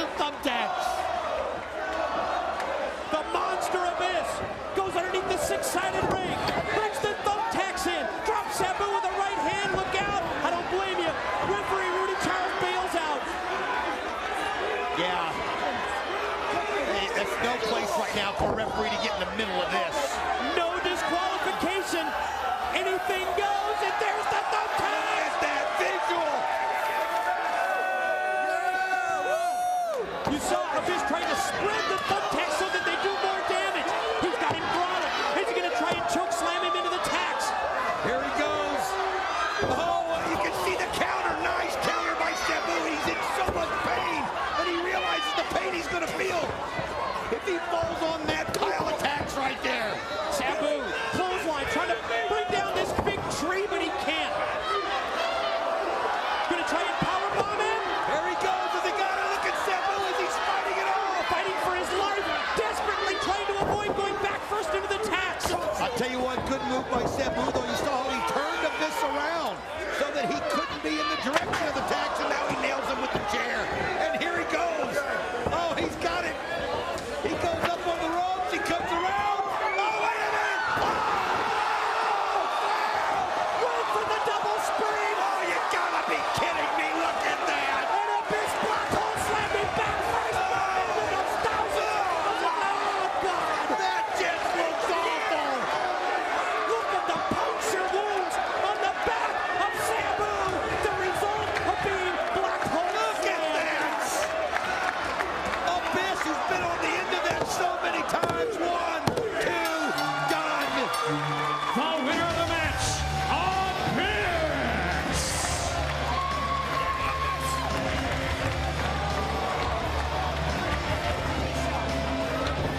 My God, Don. What a spectacle.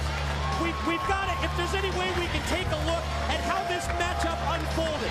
There were so many high impact, so many violent moves. Let's take a look at what went down leading to the Abyss victory here. I'll tell you what, get the kids out of the room right here. Look at this, that first shot on that table. Then look at Sabu countering. There's the shock treatment. It looked like Sabu was ready to make the comeback until he was cut off. And there you see the black hole slam. And that spelled doom. And that spelled disaster for Sabu. To the back, Shane Douglas, our broadcast colleague, is standing by. My God, that was violent.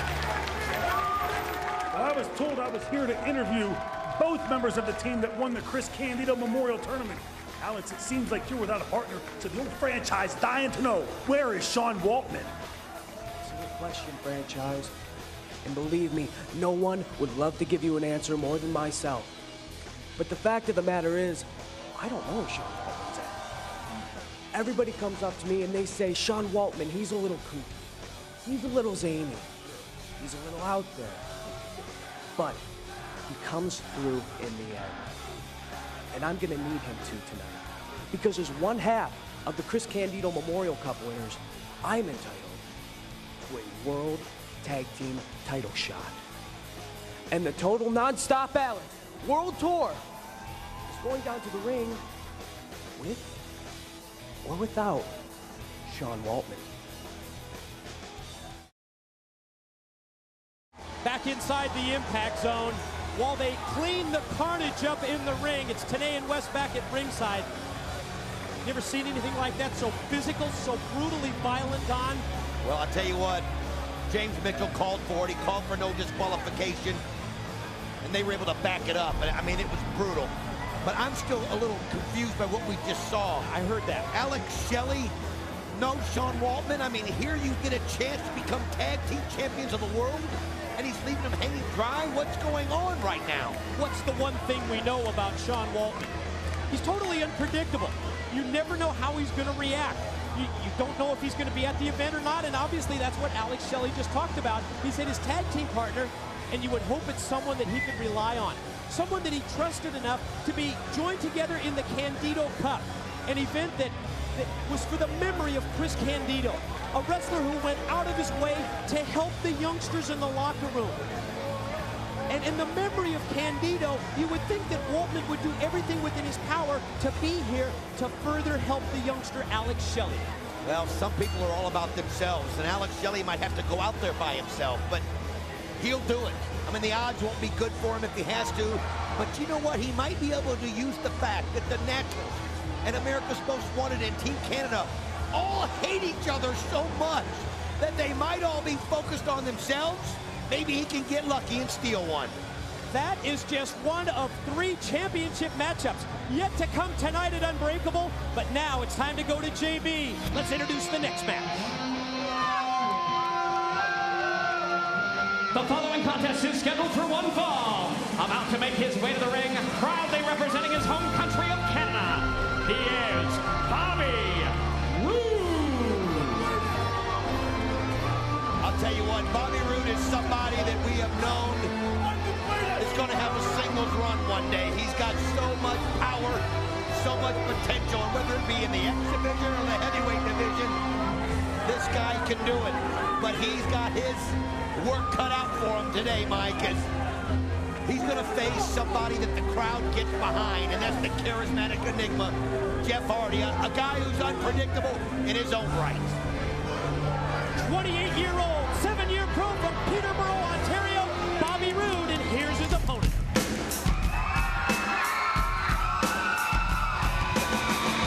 His opponent from Cameron, North Carolina, he is the charismatic enigma, Jeff Hardy.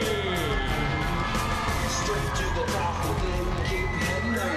Start shining the light, shouldn't give up. That work is real, and I'm really still. Jeff Hardy returns to the ring. You know, this is his first TNA match in 4 months. Don, I'm sure you recall, Jeff Hardy suspended by TNA management. No show to bout back in May at Hard Justice. He was ordered to appear last month at Sacrifice. And appear is exactly what he did. Jeff Hardy, he attacked Jeff Jarrett during a tag team match. You saw him earlier tonight on our pre-show during the countdown. He came out and he confronted Jeff Jarrett, took it right to him. Now he's set for his official in-ring return, and Bobby Roode's ready for it. I'll tell you what, Bobby Roode got tired of seeing Jeff play to the crowd right there, and he just went right after him and knew that that's how you try to take the crowd out of it, and that's what he did. But Jeff Hardy, this is almost a new beginning for him, Mike. I mean, like you said, it's been 4 months since he's been in that ring, one-on-one with anybody, and this is a chance for him to show everybody. Like you said, he came out earlier to give everybody notice that he wants a piece of that title. Down the line, and he's fighting his way back. And what an opportunity for it. Taking on Bobby Roode. Nice kick right there by Hardy. The drop kick sent him down to the floor, and then Hardy follows up with the baseball slide, and then slingshot into the crossbody block, and down goes Roode again. We saw on the pre-show Jeff Hardy throwing his hat into the ring as well. Yes, he wants to be considered for a shot at the NWA World's title. I think you would say it's imperative that Jeff Hardy gain the victory here over Bobby Roode in order to impress TNA management and continue to move up that ladder of success in an effort to get a title shot. They're not going to hand it to him, Mike. They're not going to hand it to him. He's got to earn his way back in, and beating Bobby Roode would be a good way of doing that. I mean, that's going to open some eyes.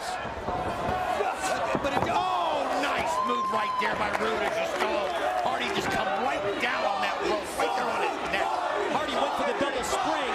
Roode quickly from behind, cut him off, hooked him, dropped him down, and now watch Bobby Roode put the boots to Jeff Hardy. Come on, Hardy! Who's the greatest? Right.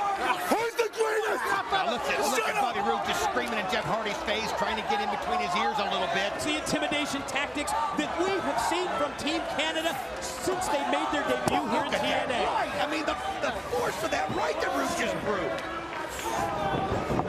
Holding nothing back. Don, you said it earlier. Bobby Roode, at some point in his career, he's going to be positioned possibly for a shot at the NWA World's Heavyweight title as well. He's a part of Team Canada now, but he's a powerhouse who just caught Jeff Hardy with a unique gut wrench into a tilt-a-whirl backbreaker, and now applying the pressure to the back, drops him down, goes for the pin, and a 2 count. You know, you just said it best. We've been talking about how important this match is for Jeff Hardy. Think about how important it is for Bobby Roode. Oh, you're damn right. This is a chance for him to open up the eyes of everybody in TNA management to say, hey, I'm not just a member of Team Canada. Take me serious. And see him out there, the way he goes about his business, he'll do nothing but take it serious. The throat, the windpipe of Jeff Hardy. Positioned across the middle rope by Bobby Roode, putting all of his weight right across the neck of Hardy. Quick snap here out of the corner, and now going to go to the surfboard here. Look at the strategy that we've seen from Bobby Roode. Totally focusing his offensive attack on the back and the neck of Jeff Hardy, and this surfboard just adds more pain. You know, you got to wonder what kind of ring rust that Jeff Hardy's got right now, having not been in there in so long. I know he's a veteran, and he's fought many wars in these rings, but, you know, if you got someone like Bobby Roode that's out there every week, out there every month, and you wonder if that's going to take a toll on Jeff Hardy. Quick sunset flip attempt. Took the heavier Bobby Roode over, but Bobby Roode able to break it up in two, and then I think he caught him there grazing with the drop kick.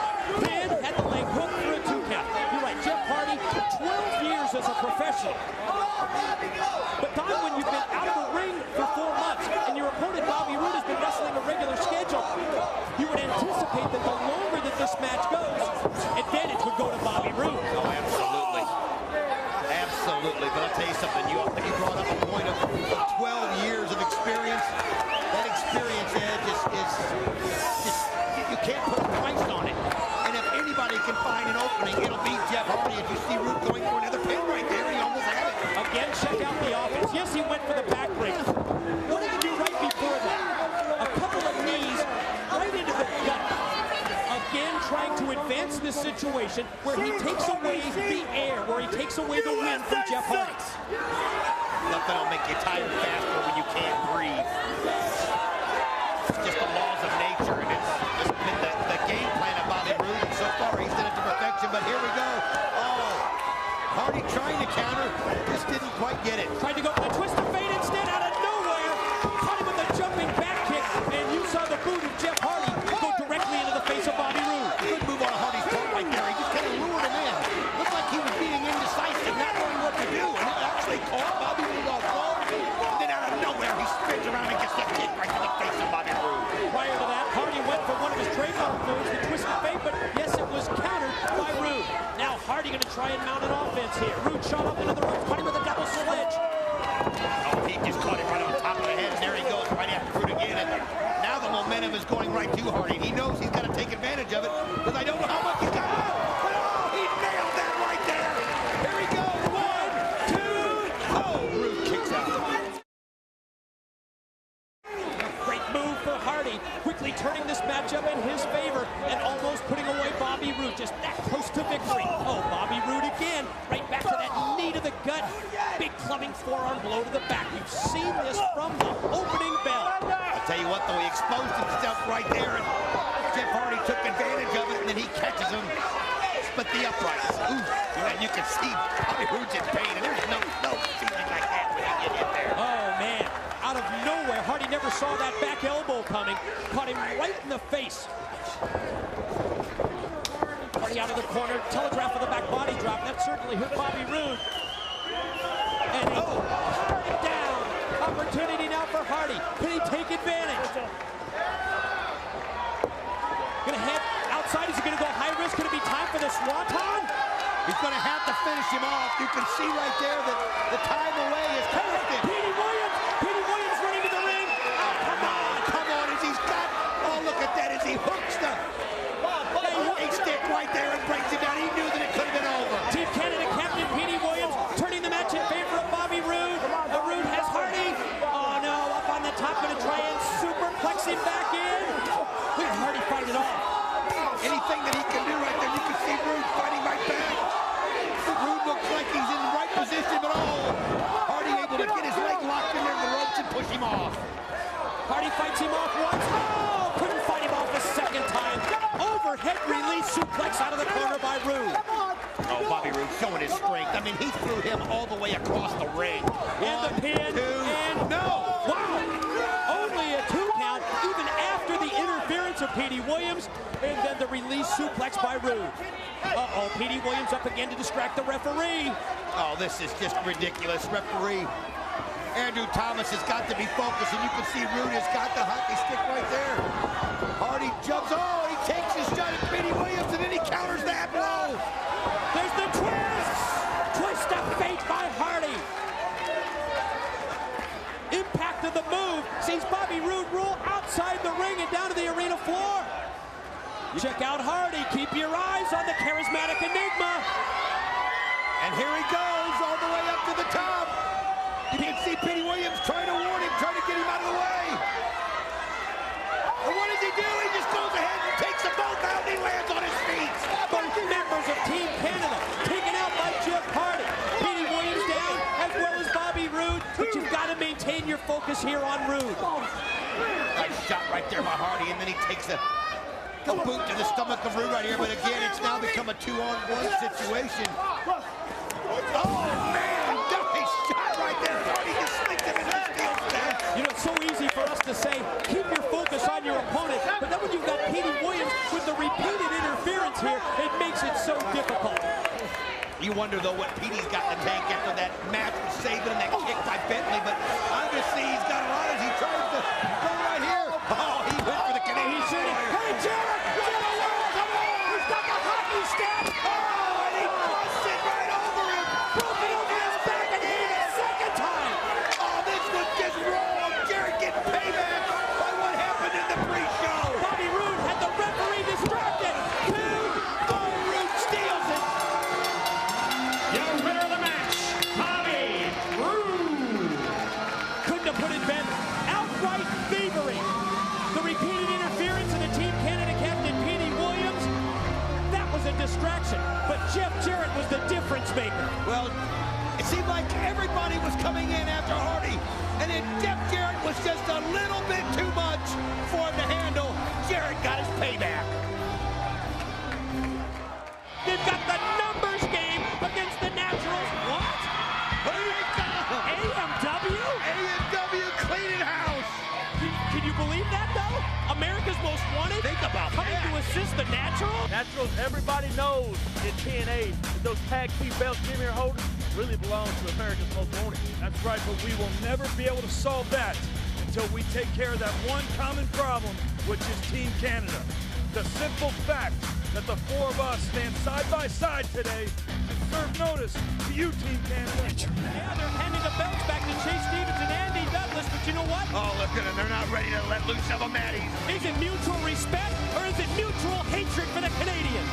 Now, Chase. Oh, did you see that kick? And he sends him out of the ring. Already landed on both teammates and opponents. Oh, is this just big? Watch the roll. Oh, here we go.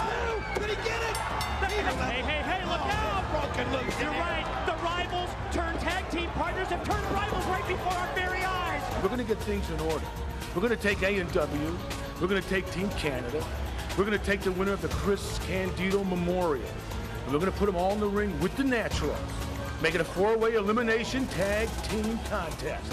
Last tag team alive is going to be the champion. Corner mount by Shocker. The good thing for Shocker is it didn't cost him the match, but oh! You saw the low blow right there into the X Factor. 1, 2, oh! And they win the cup. They will advance this Sunday to Unbreakable. This team, Alan Shelley and Sean Waltman, to face AMW, Team Canada, and the reigning tag team champs, the Naturals.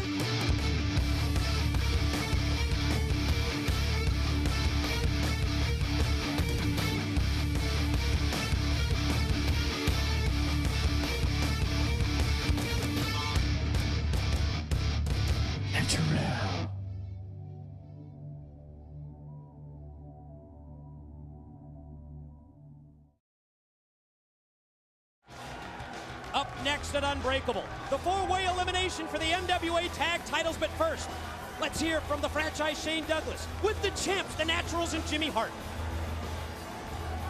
I'm here with legendary manager, Mouth of the South, Jimmy Hart, and the current tag team champions of the NWA, of course, the Naturals, Andy Douglas and Chase Stevens, who tonight face the toughest challenge of their title reign. Tonight, Jimmy, for your boys to avoid losing those titles, they must both avoid elimination and defeat 3 of the toughest teams in our sport today.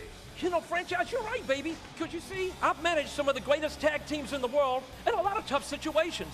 And tonight, Chase and Andy, we're in a tough situation because you see, we're going against 3 of the top tag teams in TNA. Whoa, Jimmy Hart. Hey.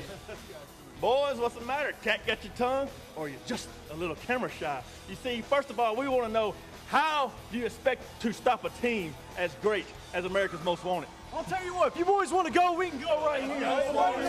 This obsession you got for beating us for these World Tag Team titles, we're going to put an end to it tonight. The reality is, we're the World Tag Team Champions, and we're going to stop you one way or another.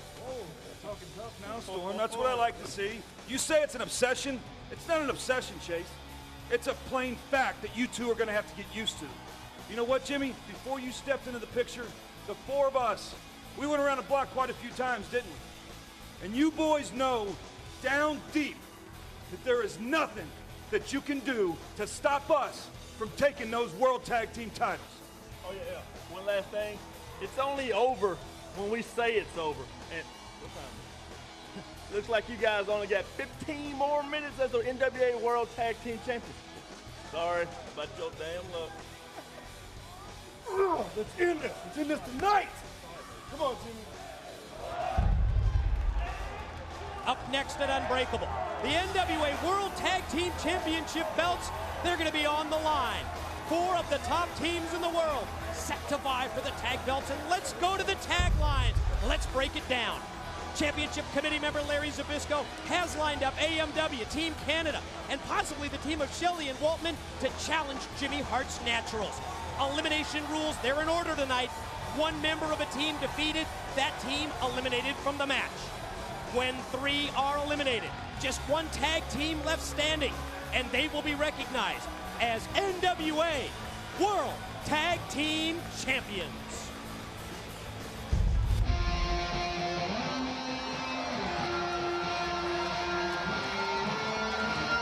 The following contest is a 4-team elimination match for the NWA World Tag Team Championship. About to make their way to the ring, representing their home country of Canada, the team of A1 and Eric Young. You know, so much has been made of the friendship rivalry that was AMW and the Natural.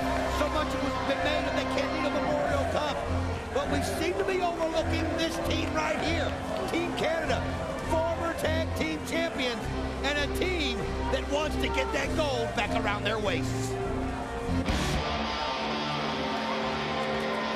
And introducing, weighing in at 218 pounds, Alex Shelley.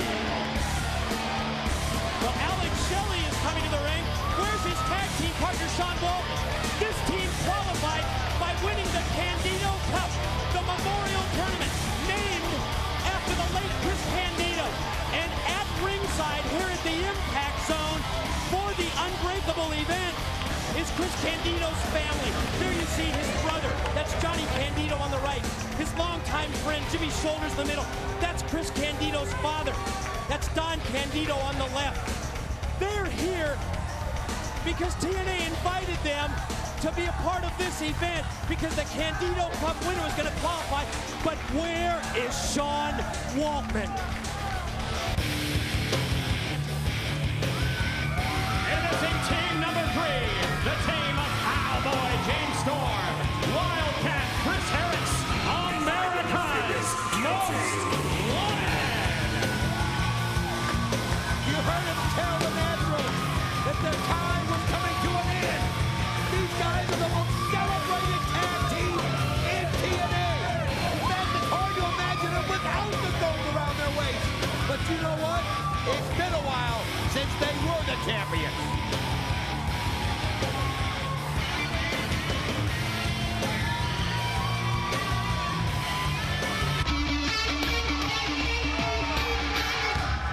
And introducing the current reigning and defending NWA World Tag Team Champions, accompanied to the ring by the mouth of the South, Jimmy Hart. They are the Naturals. Andy Douglas leads the way. Chief Stevens on the right of your screen. And of course, the very familiar Hall of Famer, the mouth of the South, Jimmy Hart. And how about that? The towel. So memorable. Made famous by Chris Candido. And yes, Chris Candido managed the Naturals. What great respect for the entire Candido family. You know, a question in my mind was, who would the Candidos pull for? Would it be Shelley and the no-show Waltman, which I can't believe he would do that with the Candidos here in the audience? Or would it be the Naturals? And you know what? It's natural that it would be the Naturals. Somebody that Chris Candido helped guide to the World Championship. Boy, what a great point, Don. You really said it all right there. There's nothing really more that I can add to that. But think about the position that the Naturals are put in this match. But think of the position that Alex Shelley is in. Yes, there's 3 teams against the champions, but it's really not 3 teams because Alex Shelley's partner, Sean Waltman, is a no-show. I'll tell you what, Alex Shelley's going to have to play keep away, and that means keep out of the ring if he can. Just to survive. Absolutely, because he has nobody he can tag to help him out. So he's going to have to find a way to, and if he gets in there, to find a way to escape. Maybe he can sneak a pin here, sneak a pin there, or maybe he can hang around while the others eliminate themselves. Are you surprised that AMW and the Naturals are battling and fighting it out right from the opening bell when you think of the long history in TNA between these 2 teams? And look at this, Alex Shelley going in to try to steal one real quick. Smart move on his part, but again, everybody else has got somebody they can look to. Shelley's on an island. I think that's the key to his offense. You almost have to hit and run with a move like that. Quick drop kick, quick follow for the pin. Try and stay on the offensive, but at the same time, when you're in trouble, Alex Shelley's going to have to tag out to one of the other teammates. Well, he's frustrated right now. He's angry. He is mad by what's happened tonight, and he's taking it out right now on Chase Stevens. This guy has got so much ability. I mean, Alex Shelley's a different style of wrestler. A great mat wrestler. Oh, Team Canada right there. A1 from outside with a knee to the back of Shelley, and then Chase Stevens just brings Eric Young directly into the ring. Alex Shelley says, I'm going to take advantage of this situation. The unique offense of Alex Shelley. Quick roll up here for barely a 1 count on Eric Young. Alex Shelley's just trying to tag anybody right now. And, you know, he's somebody that might try to find a partner of some sort. You know, we talked about it earlier. Keep your eye on Team Canada with the hatred that's going on between the Naturals and AMW. For the first time, they're just kind of being on the outside looking in. We know how dangerous they can be if you forget that they're there. Now, big A1. Quick snap suplex on Shelley. Follow lateral press. Not able to put this. Young kid, 22 years of age, Alex Shelley. And Don, when you think about it, when you break down the wrestlers in this matchup, probably the only wrestler that's less experienced than Alex Shelley in this match would be A1. So not only does he have that going against him, but he doesn't have a tag team partner. And boy, the Canadians taking advantage of the situation. Almost a pin right there. Alex Shelley just looking for anybody right now. It's sad. It's sad to see. Just looking for anybody. And you got to give the guy credit. He's showing more heart, more fire and soul than anybody we've seen. But it's just one of those situations where he's got to deal with it. You can see right there Eric Young keeping him from tagging in. Yeah, but at the same time, you think the Naturals want to tag? No, they drop down to the floor so that they avoid the tag from Shelley. You know what? I guess you can't blame him. No, it's all about the gold. Of course. And in this matchup, yes, where it's an elimination match, when you're defeated, your team is gone. Alex Shelley's a man on an island here as Eric Young continues the assault, putting the shoulder directly into the midsection and then rocking with a right. You know, if this continues, I almost hope that somehow somebody maybe even pins Alex Shelley and takes him out of his misery here. If this goes on, if nobody will come to his aid, it's just not right. It's just not right. Now A1 strangling. I mean, you don't even need it. That's not necessary. Look at the guy. He can't even breathe, and now he's just applying the pressure right there on the ropes. Come on, get him off those ropes, man. Disqualify you guys. A1 has Shelley in trouble. Alex Shelley quickly through the legs of A1, going to try and get to AMW, but I don't think either Harris or Storm would tag in. No, they're all just sitting. You can see right there the brother of Chris Candido, and I think he's even getting a little upset by it. Can you blame the Candido family? They're invited to Unbreakable by TNA management, and Sean Waltman, he doesn't even have the respect to show up for this match. That's sickening. Well, we've always heard about how unpredictable he can be. Well, he proved it tonight. Shelley avoids the contact of Big A1. Oh, nice counter right there. Look at that double move right there. The crowd gets behind it. I mean, John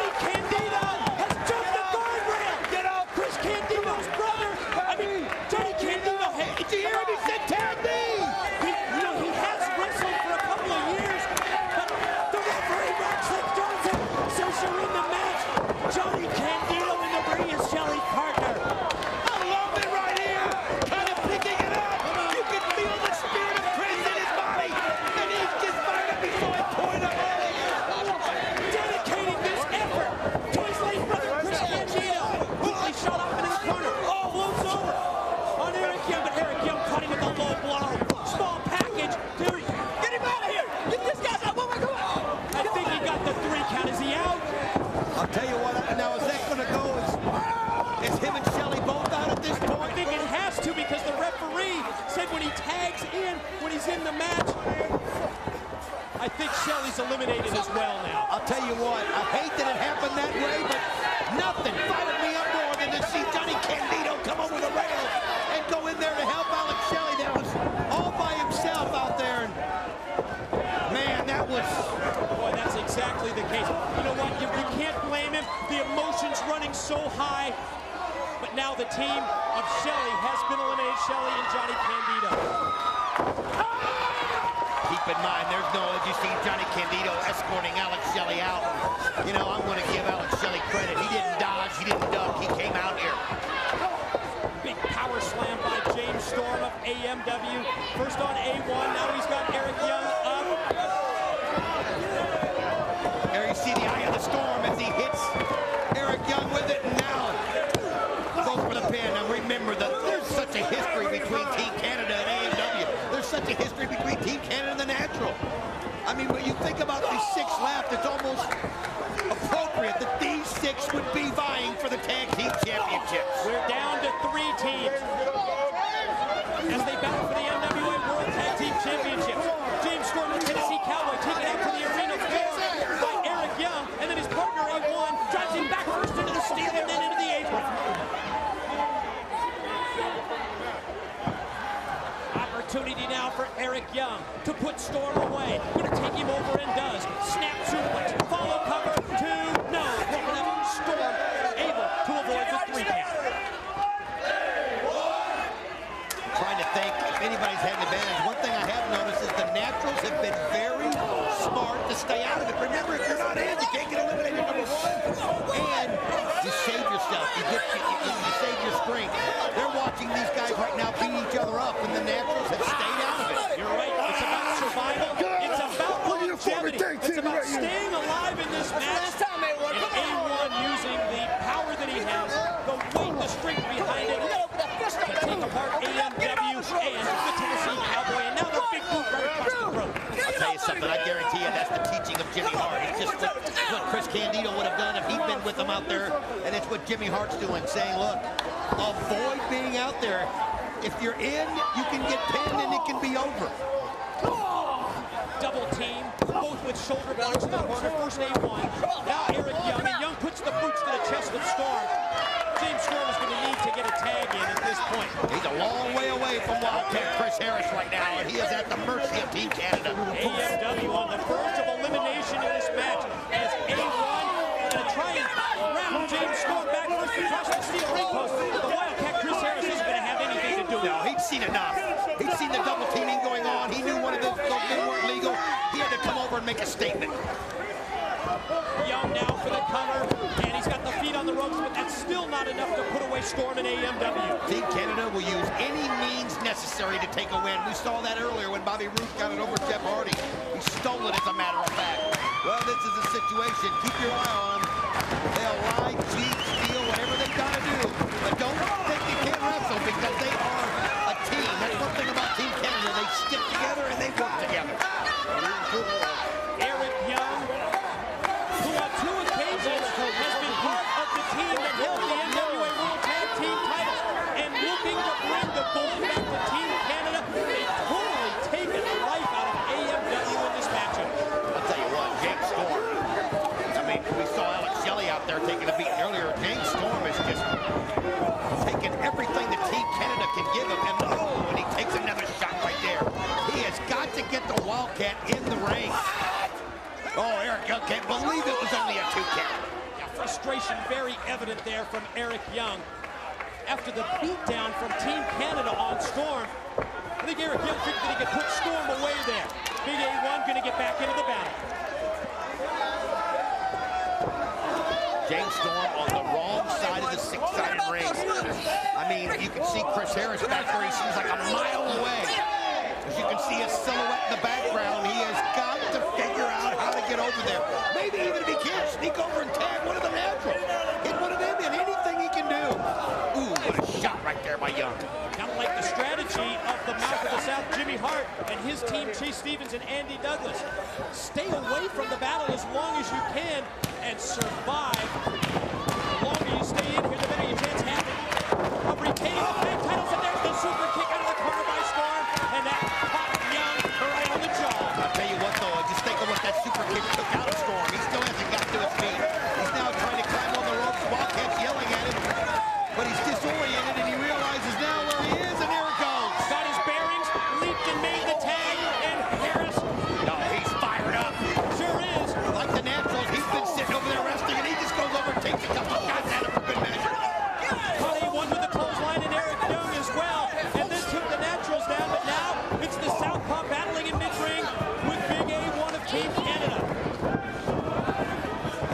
Little mid-ring collision. Big A1 got the best of it, put the shoulder into Harris.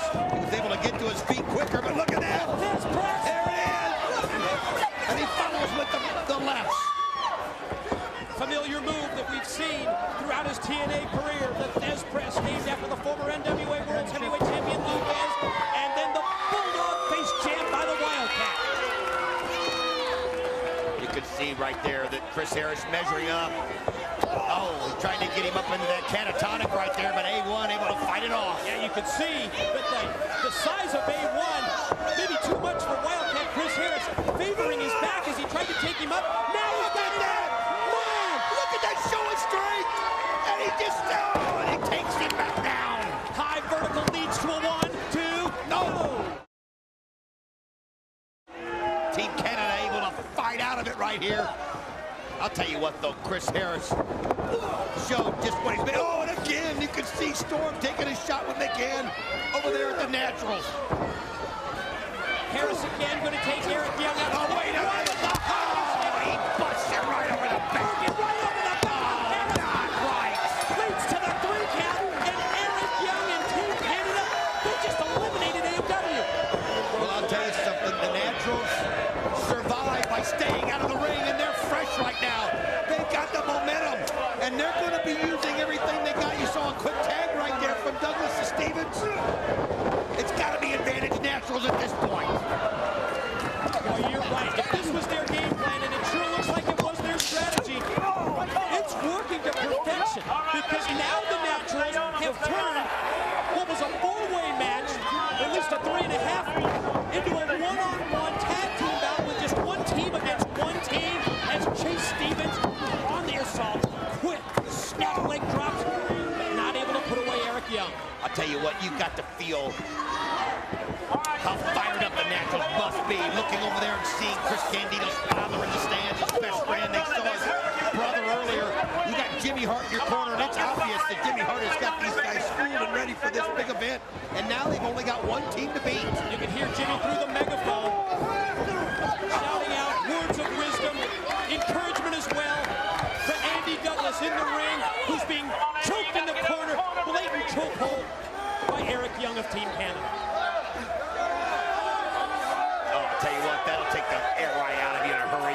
They got him over on the far side. Jay Stevens is a mile away on the other end. USA! USA!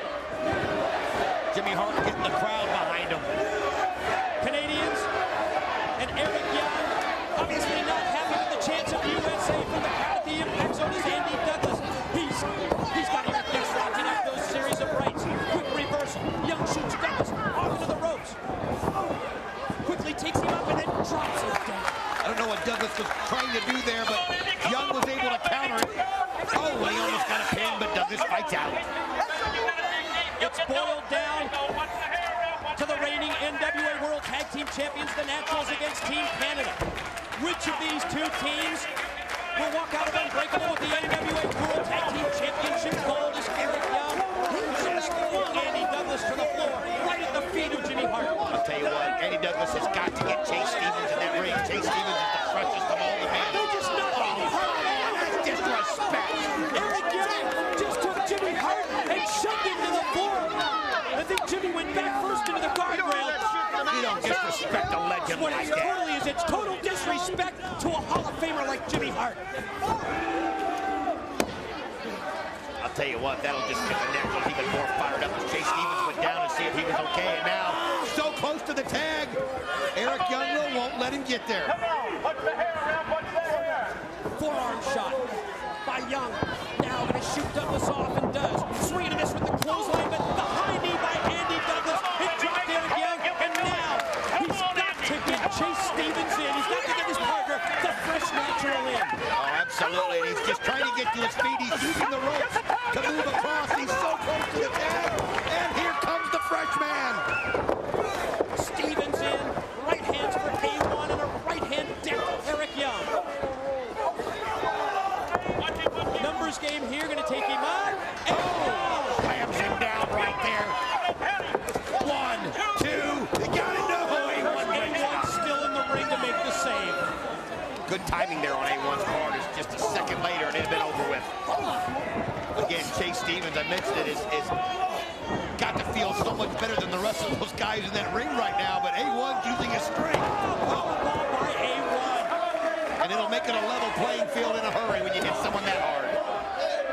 Andy Douglas senses that Stevens in trouble after the powerbomb. Douglas hits the ring. We're going to try and take Big A1 up and over to the suplex. Good luck. Instead, reversed, perched up on the top. And Douglas now on the receiving end of a punch and a knife edge chop from A1, but Andy tries to fight back. Oh, raking of the eyes there by the huge A1 as he's got a definite size advantage, but using his momentum against him is Andy Douglas, and you see Eric Young coming right to it to take up where A1 was. All four men in the ring. Matchup is broken down here. Young from the middle rope. Oh, Andy Douglas from the top just got suplexed in back first. Oh, I'll tell you what, that is just... Think about the height that he hit him from, and look over there as Eric Young goes over to Chase Stevens and try to sneak a quick pin. That's the key to this match, Don. Gain that one pin, and you eliminate both men from the team. A1 comes over, takes a kick to the back of the head of Chase Stevens. You can see Eric Young yelling at Jimmy Hart down there, and Andy Douglas and Chase Stevens are reeling. A1 in the ring with Stevens.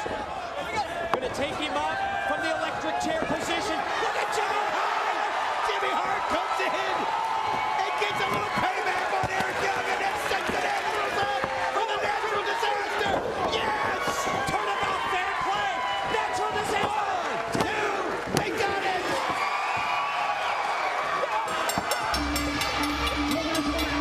Still NWA World Tag Team Champions, the Naturals.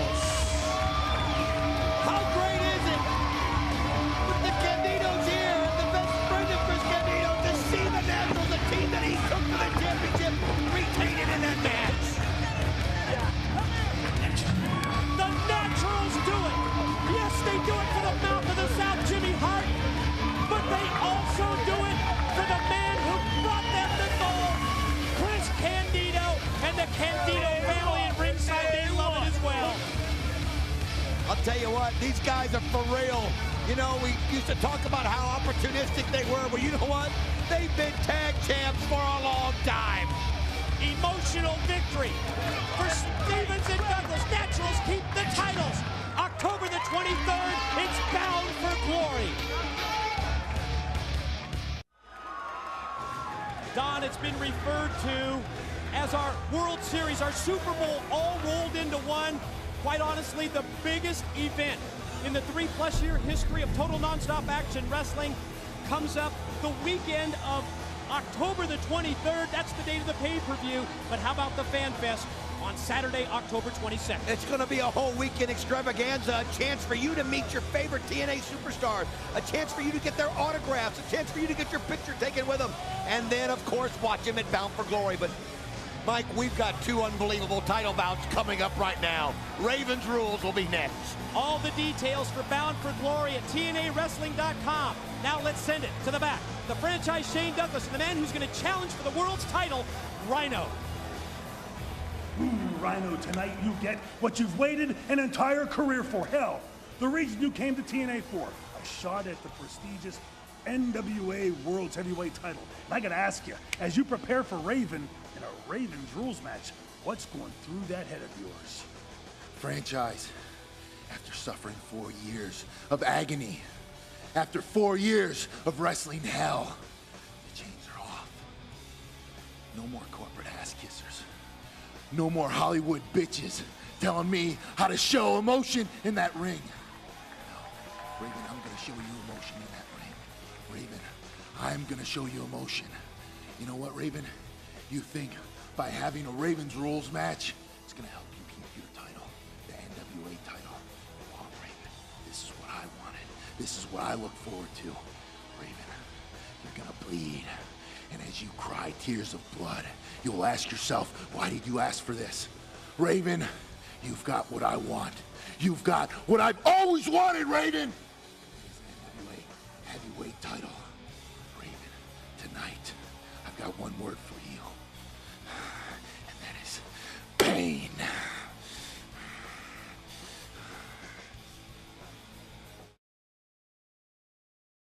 Turn around.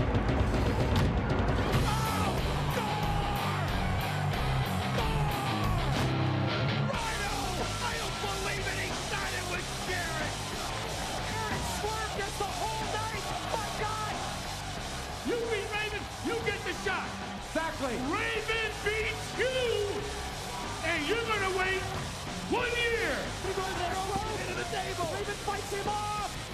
Oh, and here he goes. Thor! He beats Gordon in the table. He sets him up 1, 2, 3. Rhino goes. Sabu's too late.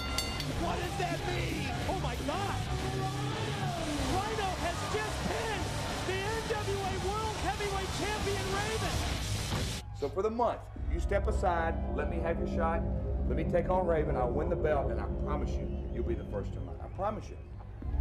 You got the title shot. Here you go, you're coming to me. After I beat Raven at Unbreakable. There is a reason why I am the World Heavyweight Champion. He's got a pizza cutter. Oh God! He's got a pizza cutter that he took in Jarrett's head. See, I like pain, Rhino. I may be weird, I may be eccentric, but I like pain. And I know I can't say the same about you. Rhino, you may be the man beast, but I am a human cancer, and I will eradicate you. Quote the Raven. Raven, I'm gonna gore you. Raven, I'm gonna make you bleed. He's gnawing right on the flesh. Gore me once, shame on you. Gore me twice, shame on me. I came here for the World Heavyweight title, and nobody, and I mean nobody, will stop me. You're gonna pay, Rhino. So it is written, and so it shall come to pass. Gore! Gore! Gore! I came here for the World Heavyweight title, and nobody will stop me.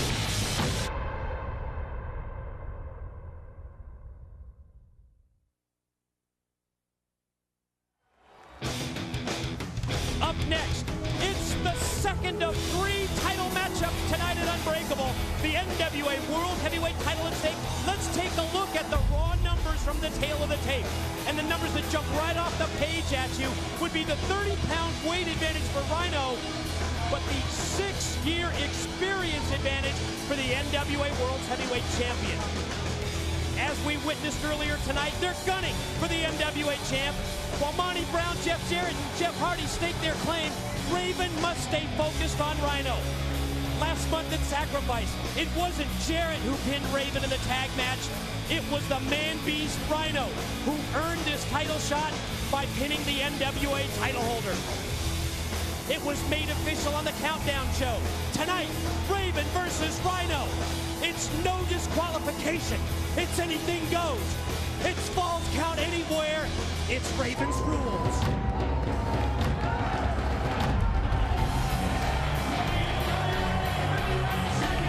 World. Introducing the challenger, weighing in at 270 pounds. He is the man beast, Rhino. Well, Mike, today, he said the one thing that he was going to bring to Raven was pain. And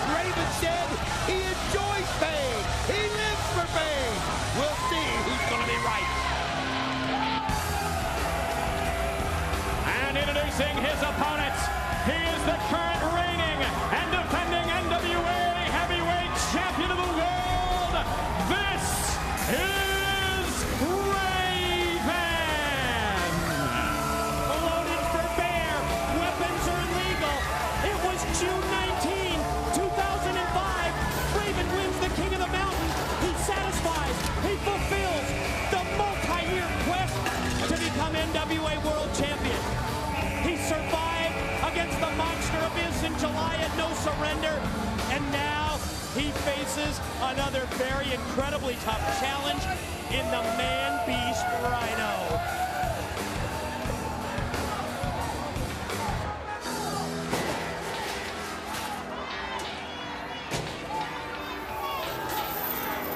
You can see right there, Raven's rules mean there are no rules. You see chains, you see crutches, you see garbage cans. I even saw a plunger. I mean, the shopping cart's gonna be in play.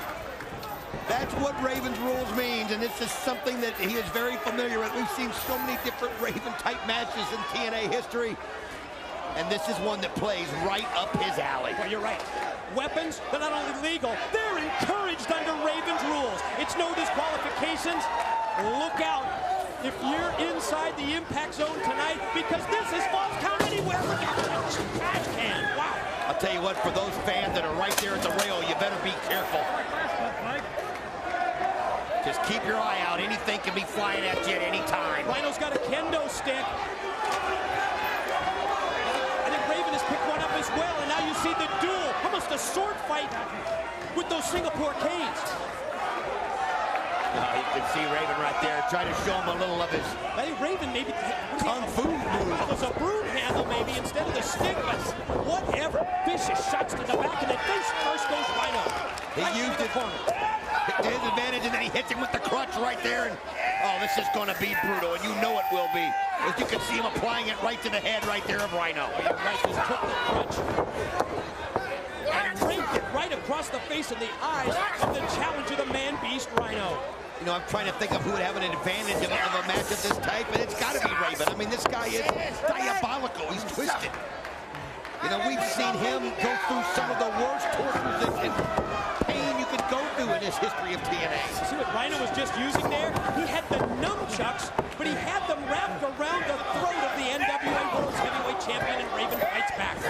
I'll tell you what, look at you can see the ring is just littered with different things. And again, is that the pizza cutter again? He's going right after Rhino, and you can see him trying to grind something right there in his head. I can't quite see. Yeah, he's got some kind of a weapon, and he's breaking. It is the pizza cutter. It was the pizza cutter. We saw the damage that did to Jeff Jarrett. Well, we know what it can do. We've seen it happen. He's got the two baking pans now. He's got those two tins.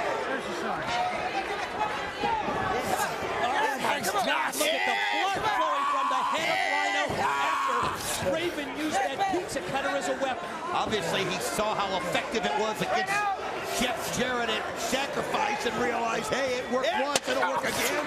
And he was right.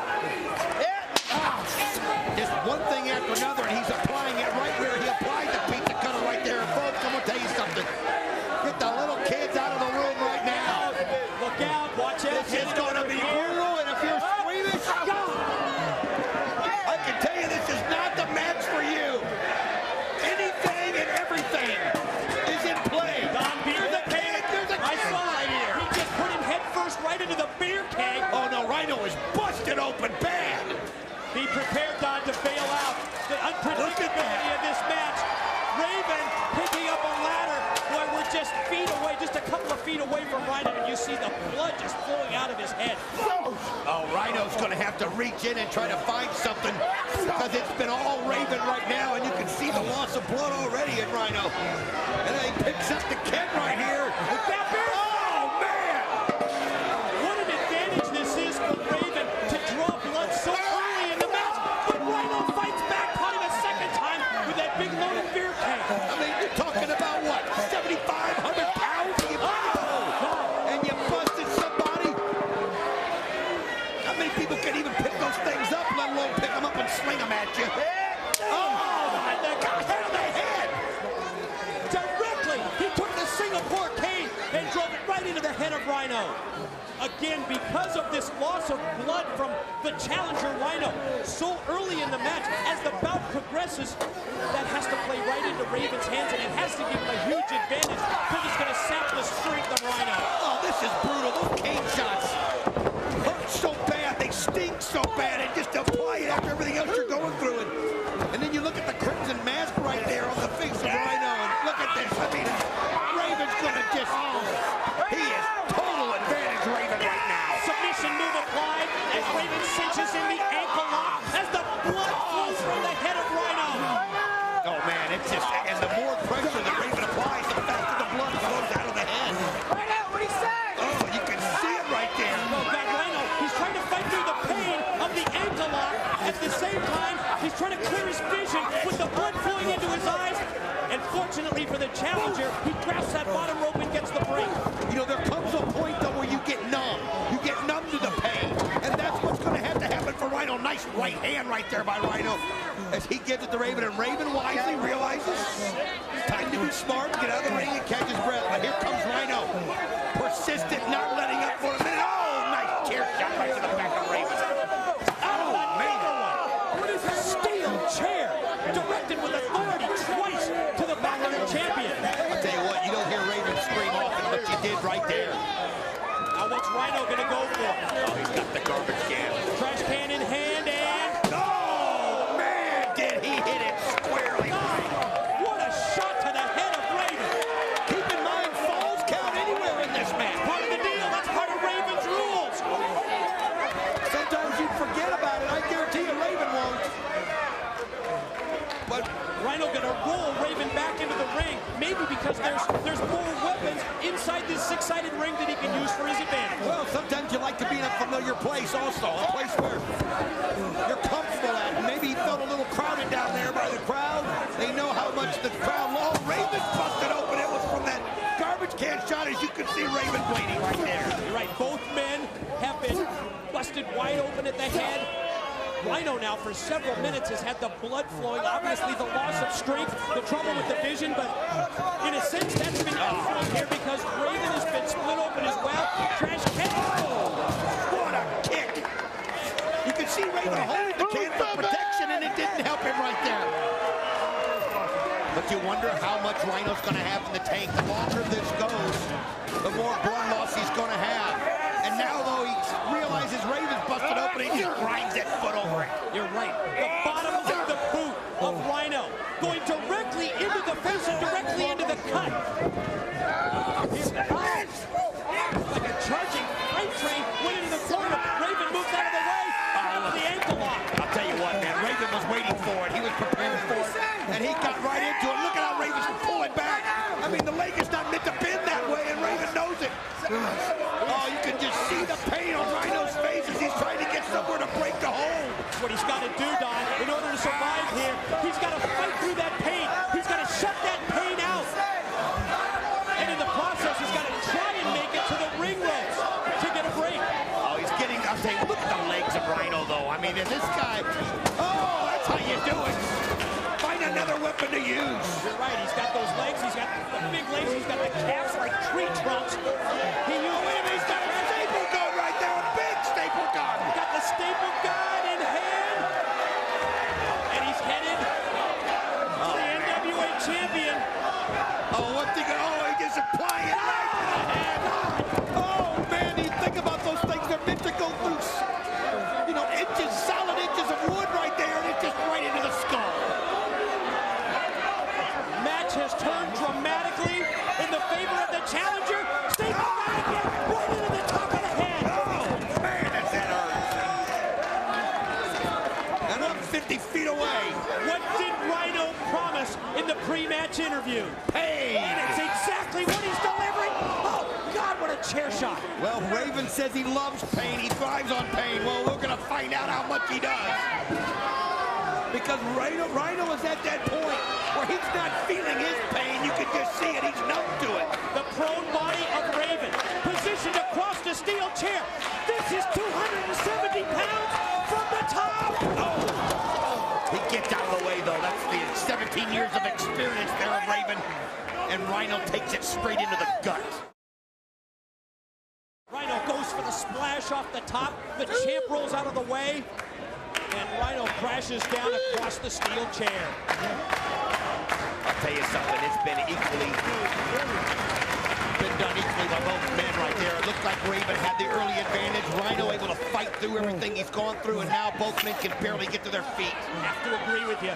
Very competitive match. Yes, Raven had the advantage in the early going. Now it's been Rhino coming right back, but desperation moves by Raven. Series of shoulder blocks. Rhino tries to fight back, and Raven, big left hands, and then the discus clothesline. Tell you what, you see the force there that Rhino's head hit the mat. Oh no! Raven now doing things his way. Dropping with the lariat. Champ now senses that he's in control. Measuring him for the Raven effect. No, instead, caught him with a high running knee. That's one of the moves that he uses to try and weaken his opponent, to try and set him up for that Raven effect DDT. Absolutely. Another thing it's good for at this point is maybe to start that blood flowing again as he applied it right to the head. Bulldog. 1, 2, no!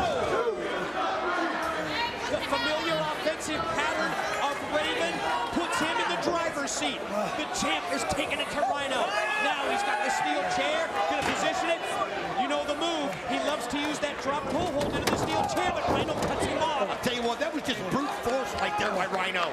He wasn't going to have anything of it. He just went straight at him, grabbed him, and just applied the pressure into the chair, going for the pin. Rhino had that near leg hooked, went for the cover, went for the pin. Cassidy Riley, Raven's follower, coming down the ringside and cheering on. Riley trying to get involved in this match. Oh, there's the DDT. DDT. Dropped him on his head. Cassidy Riley telling Referee Rudy Charles to make the count. 2. I'll tell you what, though, Cassidy Riley, man, may have backfired. He cost him the pin right there because he was, you can see him saying he's sorry. I think it's exactly what happened. He was trying to do the good thing, and it ended up being the wrong thing. Ladder right into the gut of Raven. Oh, this is brutal, folks. The fanatic follower of Raven, Cassidy Riley, in essence, costing him the chance right there to get the 3 count and to retain the NWA title. Let's see if Rhino can take advantage. Oh, look at this. He's got that ladder set up there against the chair, trying to find a way to use it. Although Raven, though, has found the advantage. Oh, my gosh, he just bent the ladder right there. Did you see that? Raven just applied the power. It's over right here. 2, watch. Rhino able to get the shoulder up.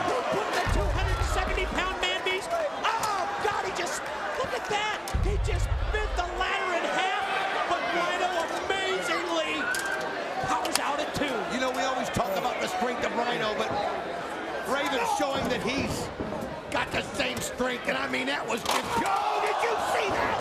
Rhino using that ladder to his advantage, and he just pulled back on it, and it caught Raven right in the chin. Well, you're right. Rhino snapped the ladder back, and the steel went directly into the face of the champion. Challenger rolls in.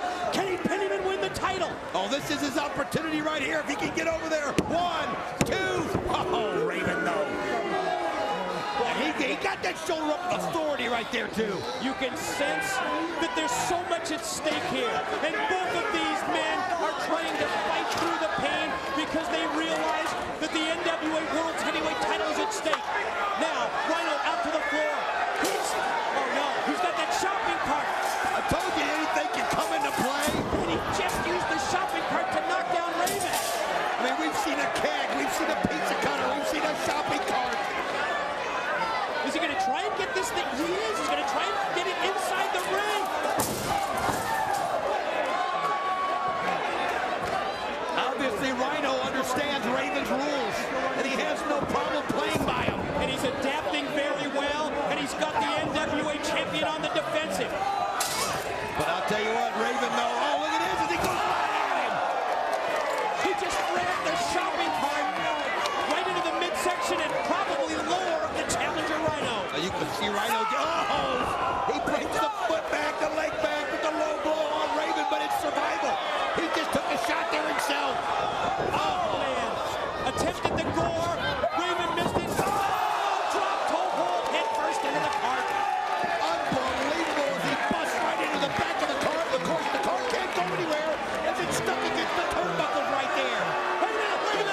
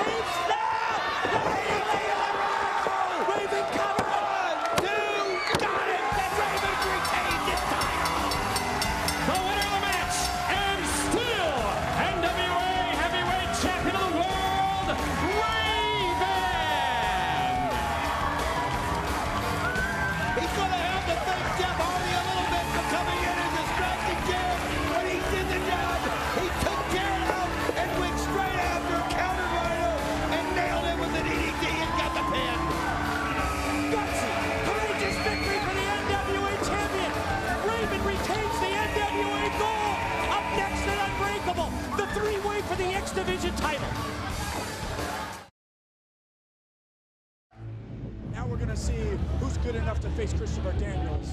How lofty are your dreams? A timeless battle rages. What are you willing to sacrifice in pursuit of destiny? One not just of flesh and blood, How high are you daring to fly?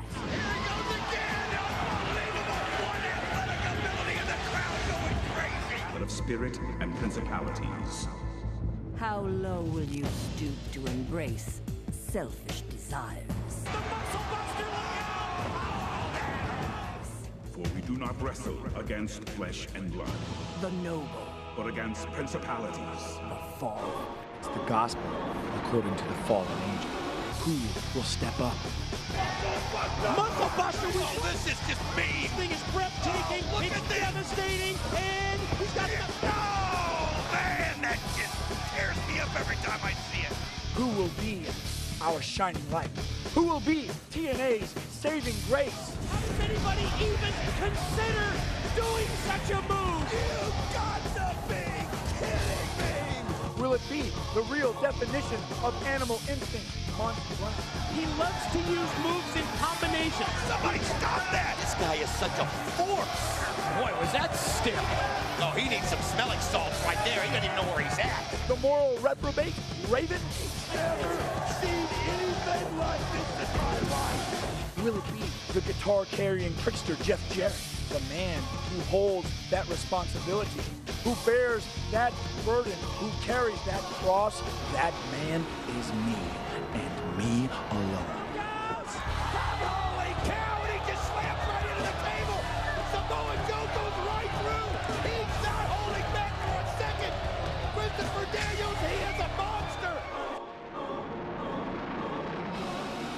Christopher Daniels comes into the ring and catches Joe in the back with the X Division belt. He hits him again. How am I supposed to be at my best if I'm always looking over my shoulder for AJ Styles? I can't keep him out. If you can't keep him out, let him in and see what happens. Let's make it a three-way dance. Now, more than ever, I am Mr. TNA. For my heart has 6 sides, and it beats eternally. TNA, TNA, TNA. I pose the question to our fair-haired golden boy, AJ Styles, and to the irresistible Island Force, Samoa Joe.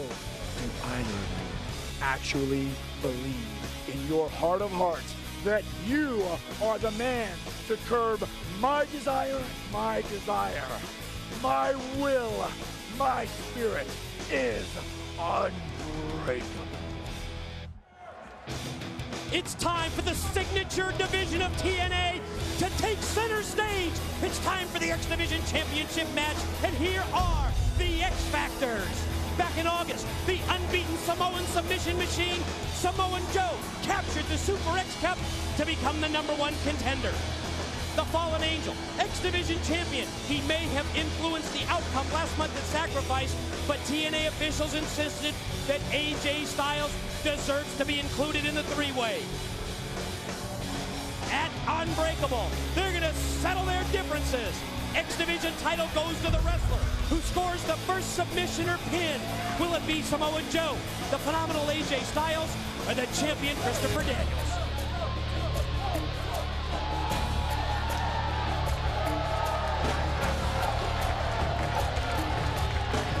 First man headed to the ring is undefeated in TNA. He is the Samoan submission machine. He is Samoa Joe, and if there was ever a wrestler that defied that there are no limits to the X Division, it is Samoa Joe.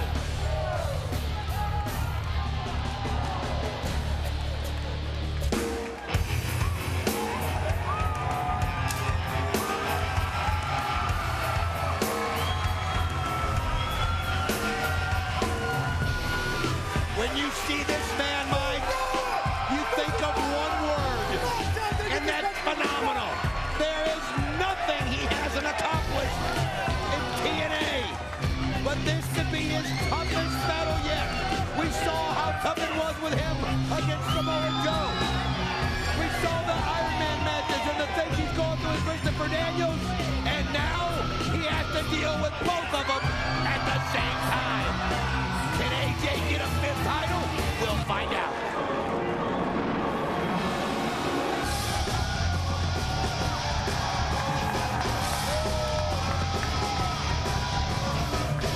Quite simply, the fallen angel Christopher Daniels now holds the record. He is the longest reigning X Division champion in TNA history. A reign of nearly 6 months for this 33-year-old 12-year pro.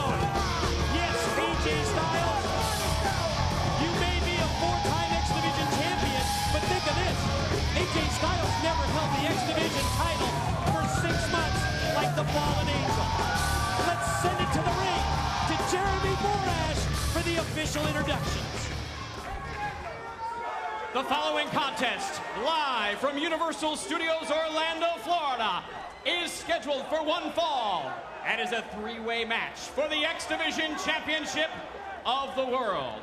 When the bell rings, the man in charge, TNA official, Mr. Andrew Thomas. And now, ladies and gentlemen, introducing first of all the challengers. In the corner to my left, weighing in at 280 pounds, from the Isle of Samoa, he is the undefeated Samoan submission machine, Samoa Joe.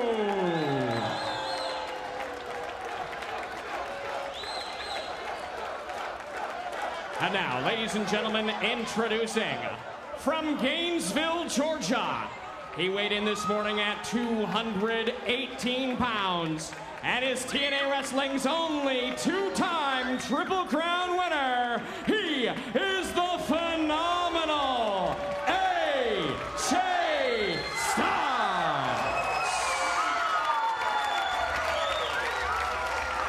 And now, ladies and gentlemen, introducing from the City of Angels, he weighed in this morning at 221 pounds and is the longest reigning X Division champion in TNA history. He is the fallen angel, Christopher Daniels.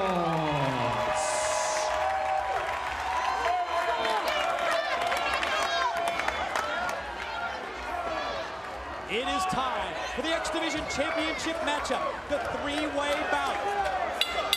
First pin, first submission, that's the winner. That's the individual who will leave Unbreakable with the X Division gold. It's a situation where you've got to have eyes in the back of your head, and look at this right there. Samoa Joe and AJ Styles partner off at the beginning and go right at the champion. Yeah, the two challengers taking it right to the record holder, the 6-month reign of the fallen angel Christopher Daniels. Well, let's just say, Samoa Joe or AJ Styles, they want to end that tonight. Well, I just going to show you that the belt's what's important right here. AJ says anything you can do, I can do better. Joe, that lethal, brutal, stiff kick. AJ connects as well. Joe says, watch this. Oh, man! No, that's just jarring as Christopher Daniels is taking everything right there. Unbelievable that AJ Styles and Samoa Joe working together. I couldn't imagine Samoa Joe working with anybody. Daniels gets right back up on his feet, and then he gets right knocked down just as quick by another stiff kick from Samoa Joe. Did you see that AJ went low, Samoa Joe went high, and Christopher Daniels went down. AJ tried for a quick roll up to get the title. Oh, it's on now. Another one, inside cradle small package, another 2 count.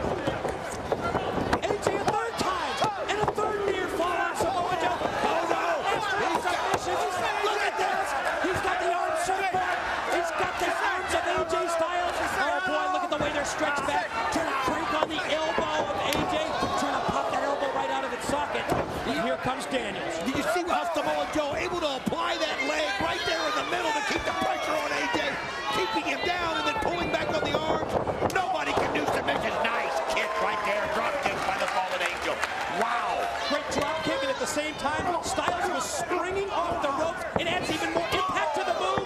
Speaking of impact, look at these knife-edge chops from Joe.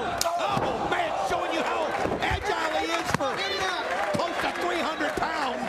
6 feet tall, 280 pounds Samoa Joe takes the champion Daniels out, and now to Styles. Look at these forearm shots. Oh my gosh, he just did almost like kicking a football right there. I mean, you can just see AJ Styles going up and you can see Christopher Daniels though. Good timing on his part. Daniels hooks the leg of Joe, and now Daniels going to slingshot in and catch AJ with a series of rights directed to the jaw.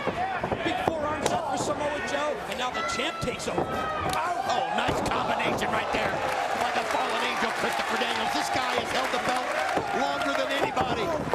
You saw right there how Samoa Joe had to break that up. I mean, this what makes this match so unique. If somebody beats somebody and you're on the outside looking in, that's your tough luck. So you got to break it up if you can. First pin or first submission wins the match and wins or retains the X Division title. And Samoa Joe has got the champ Daniels in a bad way. Face first into the turnbuckle. Now Joe's got AJ for a knife edge. I mean, it's hard to believe, but when you look at it, Samoa Joe is one of the few people in this world or in this business that has never lost a match to AJ Styles and Christopher Daniels here in TNA. You noticed how Daniels got out of the way when Joe whipped AJ into the corner. Joe with the forearm shot, and now Daniels goes in. He's got him stacked up, but Daniels gets the boot up as Joe charged in. Oh, look at the power right there of Samoa Joe as AJ Styles feeds Christopher Daniels right to the Samoan submission machine, and he just blasts him. Now AJ charges. Wow, he's so fast, he's so agile, he's so quick and so athletic. Snapped off the head scissors takeover. Joe down, AJ slow to get to his feet.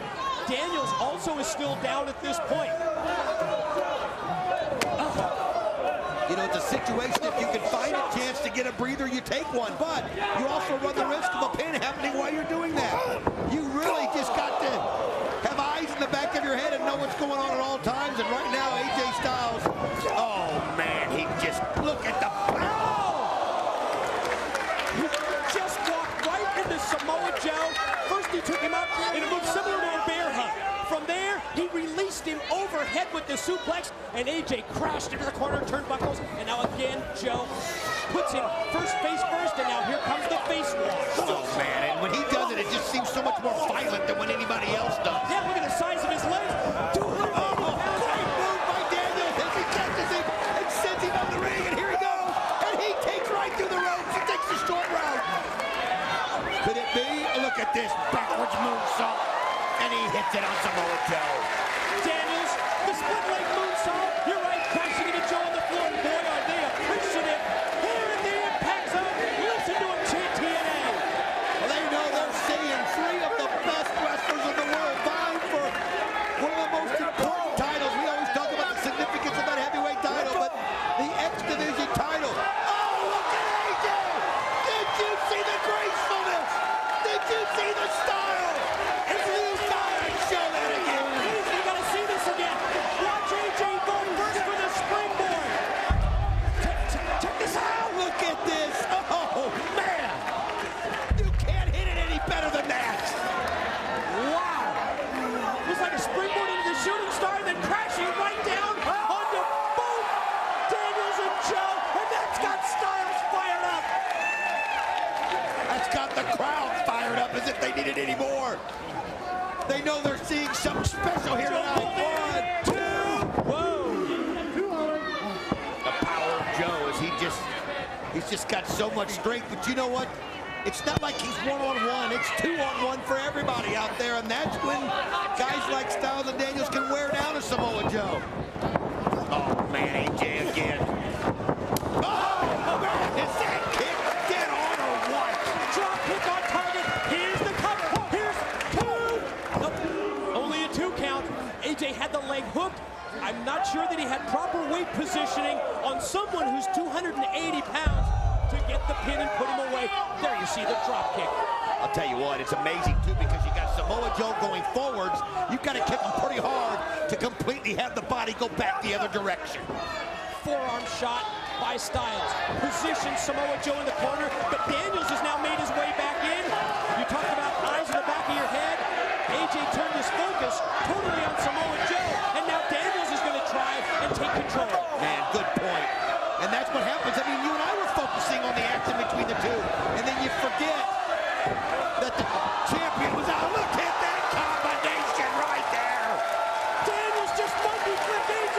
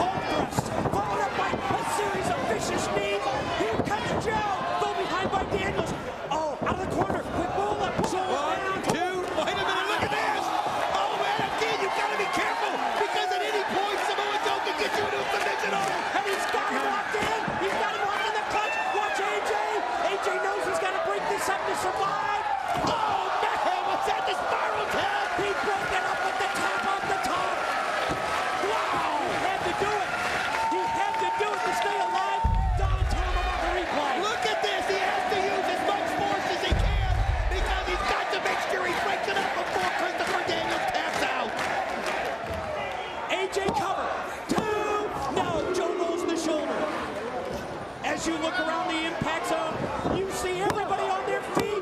Oh, they sense and they know that they're watching something that's very special. Daniels to his feet. Oh, he took AJ by the trunks, and he just tossed him right out to the floor. I'll tell you something, the Fallen Angel's showing why he's the longest reigning X Division champion of all time. Think of how they both ganged up on him at the beginning, and he's still standing in that ring, and twice he sent AJ out. He knows that to keep AJ outside is the best way to get a win. Look at him using his balance right there to use the weight of Samoa Joe against him. Judo basics, STO takedown by Daniels. Joe is down. Daniels at the same time, I think he's going to go for the BME. Best moonsault ever, but AJ slipped into the ring. Yeah, that's one of those high-risk moves that's hard to do when you've got two men to watch out for instead of one. If you've got one, you know where they're at. But you're caught up. You're caught up into the fever. Oh, and you want to put the... Listen to these kicks. I know, and he's got him entangled up there on the rope. Look at this. It's good. Sandwich Styles and Daniels both in the corner. And look at this. You can see Daniels is still caught. Daniels is in no man's land. He's got the leg hook. Look out! Oh, man! What a brutal kick by Samoa Joe! Think of the power of 280 pounds with the size of those legs, with the size of that body, and he caught him with a drop hook right in the face. I'll tell you what, the only thing that saved Daniels there was his foot was, leg was caught on the ropes. Otherwise, he'd have been pinned. I'm telling you right now is a chance. Samoa Joe should go for that pin on him, but I think he just wants to let the world know he's better than both these guys. Yes, you're damn right. This is awesome. Joe off the rope. Caught him with the inverted move. Oh, did you see that? I mean, that was brutal. That was brutal. Mike, this is everything we thought it would be and more. Joe can't believe it. He's thinking, what do I gotta do? That's what I was gonna say. What else can I do to put either Daniels or Styles away and walk out of here with the X Division title? This time the knee to the head. And another one. Daniels in trouble here. He's got Joe Hook. Look at this break. Unbelievable. And he uses it. He hits it. Death Valley driver. That's 280 pounds up on his shoulders. And Daniels powered him down. Oh, and he caught him just right. As you can see, Samoa Joe twitching right there on the mat. All three guys are down right now. Could this be it? Two.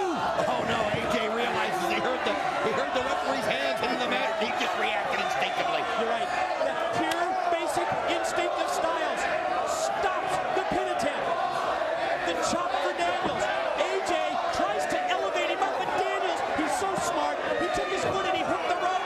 And now AJ, he's taken up and over to the apron. AJ dropped down to the floor after the elbow. Oh, Daniels comes there, lands on his feet. AJ step. Look at this as these guys just keep countering each other, and now it's just become a slugfest. But don't forget about Samoa. No, there he goes. And he goes over the top. And he nails the ball. You gotta be kidding me right there. Twisting suicide dive by Samoa Joe. Get this replay. Look at this. Bam. All three men are laid out after the 280-pound Samoa Joe went crashing from the ring down to the floor. Joe's up to his knees at least. AJ's laid out. Daniels is laid out. For those of you that are watching this right now at home, I want you to think how lucky you are. You're seeing one of the greatest matches in the history of wrestling. All three of these guys putting it all on the line. Daniels rolled into the ring. Can Joe pin him, or can Joe force him to submit?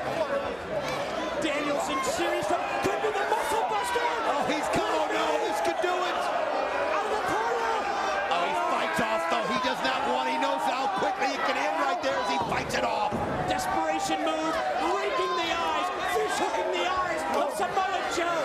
Styles now back in the game. He's up to the apron. Styles and Daniels fight from the top. You can see blow after blow of each of them is AJ Styles in a very precarious position. Now Samoa Joe going up top here. All three guys. What's going to happen as you see Joe takes them both back? Unbelievable display of strength. That's the pure raw power of Samoa Joe. He's taken the X Division by storm, and he's done exactly what we said. No, this isn't about weight limits. It's about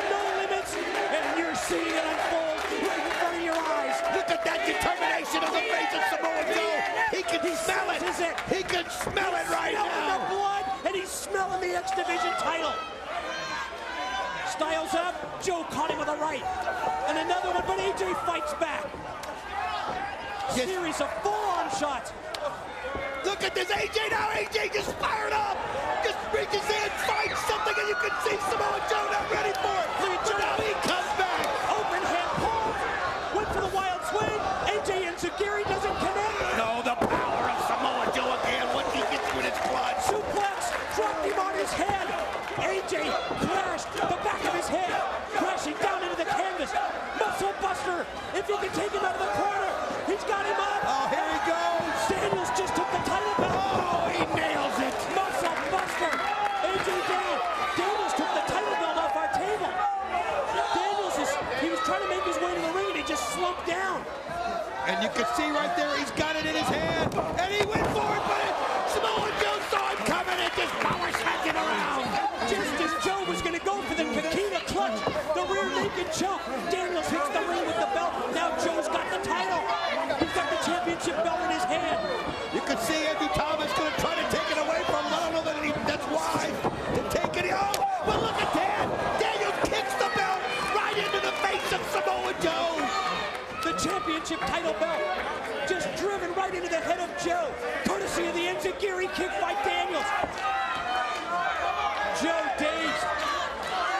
Daniels slow to get back up to his feet, slow to get to the face, but AJ is too. It's a battle of wills at this point. Who's going to fight through the pain?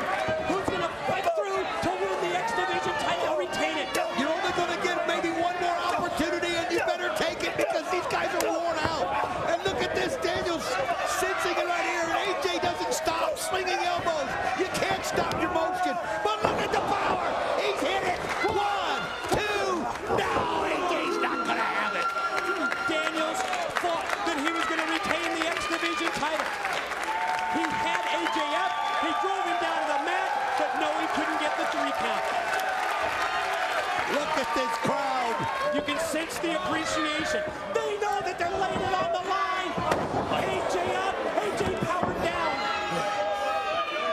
Look at this. You can see him trying to muster up the strength, trying to find it. Is he going to go for the BME? Here he goes. Best moonsault ever, and he hits it. It's going to be over. No, Joe's in there. Daniels, oh God. Then the kick, the shotgun effect of those kicks. That third one was blocked by Daniels, and he caught him with the jawbreaker. Tell you what, anything that you can do to stop the Samoan submission machine. Here he goes. Yes. Powered him down. I thought he was going to go for the submission. Instead, he overpowered Joe and took Samoa Joe out to the floor. Now Daniels senses that Samoa Joe's been taken out to the floor here at the Impact Zone. Well, this is his opportunity. When you got that chance and a guy of that kind of power and that kind of force is out of the ring, then you got to put all your efforts into what you got to do to retain your championship, and that means you got to pin AJ Styles here and now. Series of forearm shots. Styles shot out, telegraphed the back body drop, may hurt the champ. Can AJ come back? Oh, he hits it and he nails it. Inverted DDT. Gonna roll him over. Here's the pin. Let's go. 1, 2. Oh, he kicks out. What a match. Who's going to survive? Who's going to thrive? And who's going to walk out of here with the X Division title? You can see Samoa Joe right there, waiting for his opportunity. You can see him in the foreground. AJ Styles, though, going high risk. He knows that if he can hit this, he can put him away, and Daniels not going to let it happen. Big poke thrust by Daniels. Rocks AJ precariously up on the top corner turnbuckle. Styles fights it off with right and right back. Daniels with those right hand shots to the ribcage.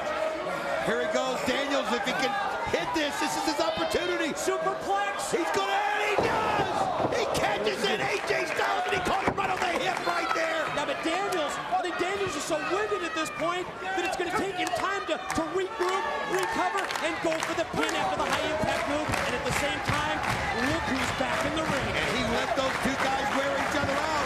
Samoa Joe realizes it. 1, 2. Does he get it? No. And he goes over to AJ. Now he's got the claw. Styles. 2. Near falls. Samoa Joe on both Styles and Daniels, and now he's got Daniels up for the powerbomb.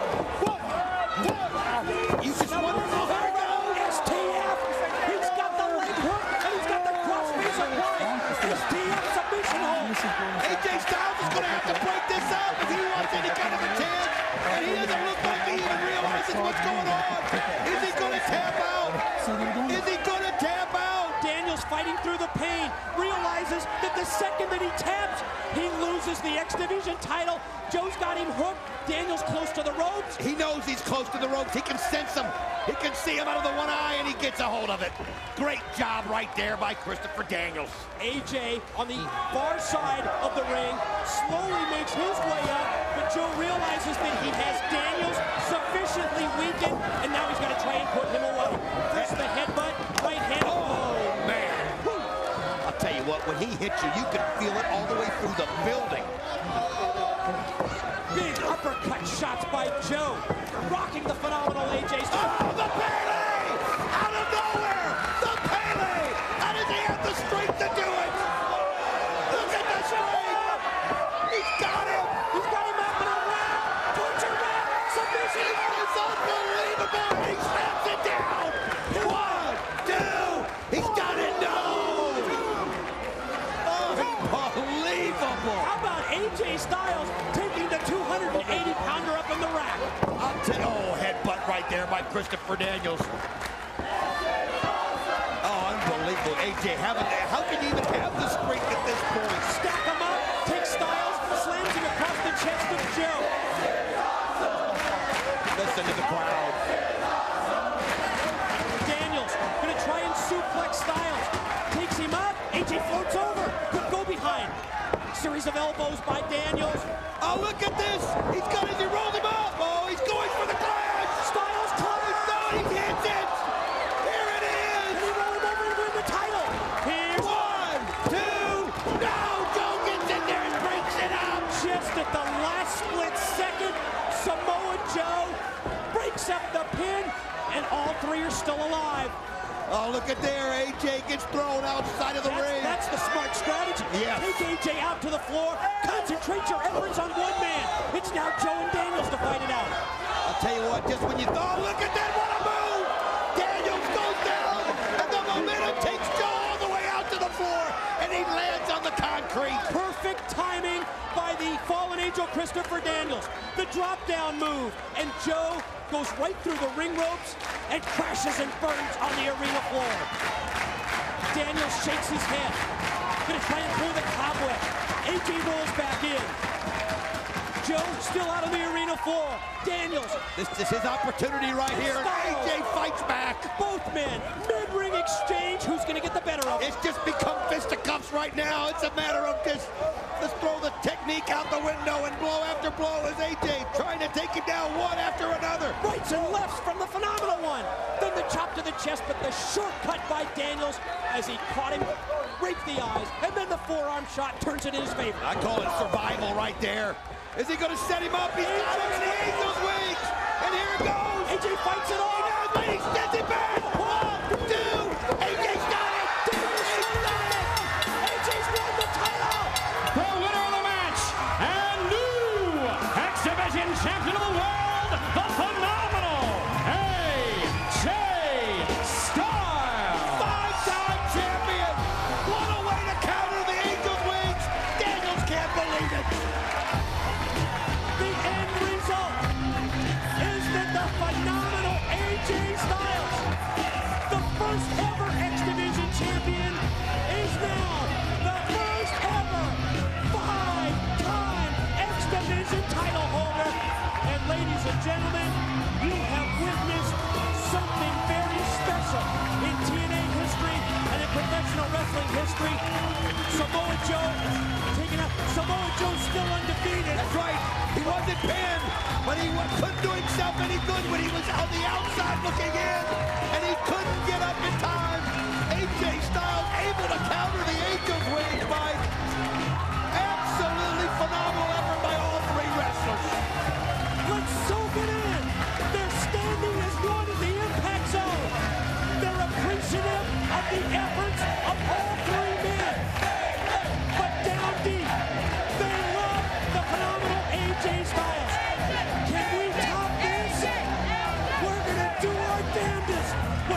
time.